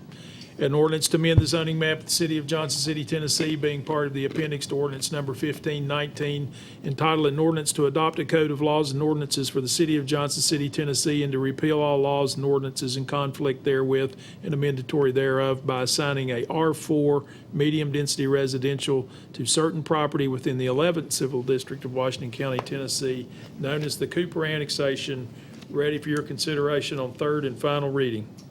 Move approval. Second. Motion and a second. Any further discussion? Ms. Jennings? Commissioner Calhoun? Yes. Commissioner Fowler? Yes. Commissioner Hunter? Yes. Vice Mayor Wise? Yes. Mayor Brock? Yes. Next item for consideration is a bond reimbursement resolution dealing with the school PEP projects. What this does is allow us to go ahead and expend money for certain school projects out of our existing funding and reimburse ourselves at the point in time that we issue bonds for the purpose of these school construction projects. The total amount contemplated for the bond issue is $4,300,000. We would recommend your approval of the bond reimbursement resolution. These are projects they're trying to get done before school starts, right? Some of them. Yes, this is school roofs, parking lot resurfacing, the Indian Trail storage and science labs, the balance of the funding required for the Liberty Bell project, as well as some storage for school maintenance. Hopefully, the paving contractor is somewhere at a school site this week working on parking lots. The school roofs, I think, are in process somewhere. We have asked Tom Weems to give us a proposal and a contract to do the design work on the Indian Trail work. So hopefully we'll have a contract ready for your all's consideration at the next regularly scheduled meeting. That would put us in line to hopefully do that construction work next spring and summer. That way it'll be ready for the 2020-21 school year when the fall starts. Move approval. Second. Motion and a second. Any other questions? Well, just one more note. With tonight's discussion, the sign, the video board will be a part of this too. So, Does the motion need to be amended to reflect that, or is that already in no, the? because this is plenty, this is all we need Okay. for now. We have a motion and a second. Any further discussion? Ms. Jennings? Commissioner Calhoun? Yes. Commissioner Fowler? Yes. Commissioner Hunter? Yes. Vice Mayor Wise? Yes. Mayor Brock? Yes. Now, if you turn over to page 7 of your agenda, just kidding, commissioners. That brings us to the conclusion of our agenda this evening. Staff and I are prepared to answer any questions or take any direction you may have. All right, commissioners, I think everybody's probably chomping at the bits to get out of here. It was raining last time we went out front. I think it but, might still be. Commissioner Calhoun, do you have any final thoughts? Sesquicentennial groundbreaking on the 13th, for at least part of the project. Of June. I'm sure it's on the June. calendar. Yes. Working on a plan to bring back to you about immunizations. So that's still ongoing. Have to get shots again? Probably, you should. All right, Vice Mayor? Nothing. Commissioner Hunter? It may or may not be too early, but I'd like for us to see what we can do to help the Election Commission find a suitable location for upcoming early voting in the next little bit, if possible, outside of the Princeton Arts Center. But that's it. So Yeah. that's just an ask. Charlie and I haven't talked about that in a couple of months, but we'll do that. We will offer them suggestions if they are willing to take good constructive suggestions. And if there's any assistance needed, we'd be happy to help. Jenny and I know very well some Yeah, suggestions. we definitely would like to make a suggestion to them not to have it at the Princeton Arts Center. It's dangerous. Yes. That's all. Blue Plum is this weekend, and moving it some places because of what I hear, thunder and rain. So want to protect everybody and keep them away from high water and bad things. Yes, So, sir. Yes, and it's just sad that this weekend, they worked so hard to put this festival together. So if there's breaks in the weather, we want to encourage people to go and enjoy the Blue Plum. Commissioners, this is something I want to bring before y'all. We have, in previous commissions, had public input, on the agenda. We haven't for the last couple of years, and we've had some requests from citizens who want to come before us. And what we generally do is allot 3 minutes. It's just a time of information they're bringing toward us. It's not anything to deliberate on. So I would like to recommend that we reinstill the public input at the end of our agenda. They can wait it out. And can they talk. would, yeah, really, and they would apply, there's a form, in fact, the form is online that says you can do that, so it's already teed up to happen, so are y'all okay with us doing that? Well, wouldn't we, if somebody turned in the form now, just add it to the agenda based on, because it's not an open call, it would be part of the agenda that somebody in advance of the meeting requests to be listed under? Is that? We do, but we've always kind of added it. At the door. If they- Yeah, there is a sign up that they can, unless we change that. I mean, we can do whatever we want, but we've never really had a whole lot come down. Remember with Ralph, it was, he would always call for public input and there's no one there. But we do have it on the website for sure. That's already there. So if we could give that a try again, we'll see. It's great. I think we need to be transparent and Charlie, open to will you input. remind the girls to do that, please? Okay, very good. That's all I have. Have a good evening. Anything else? Adjourned. Hang on.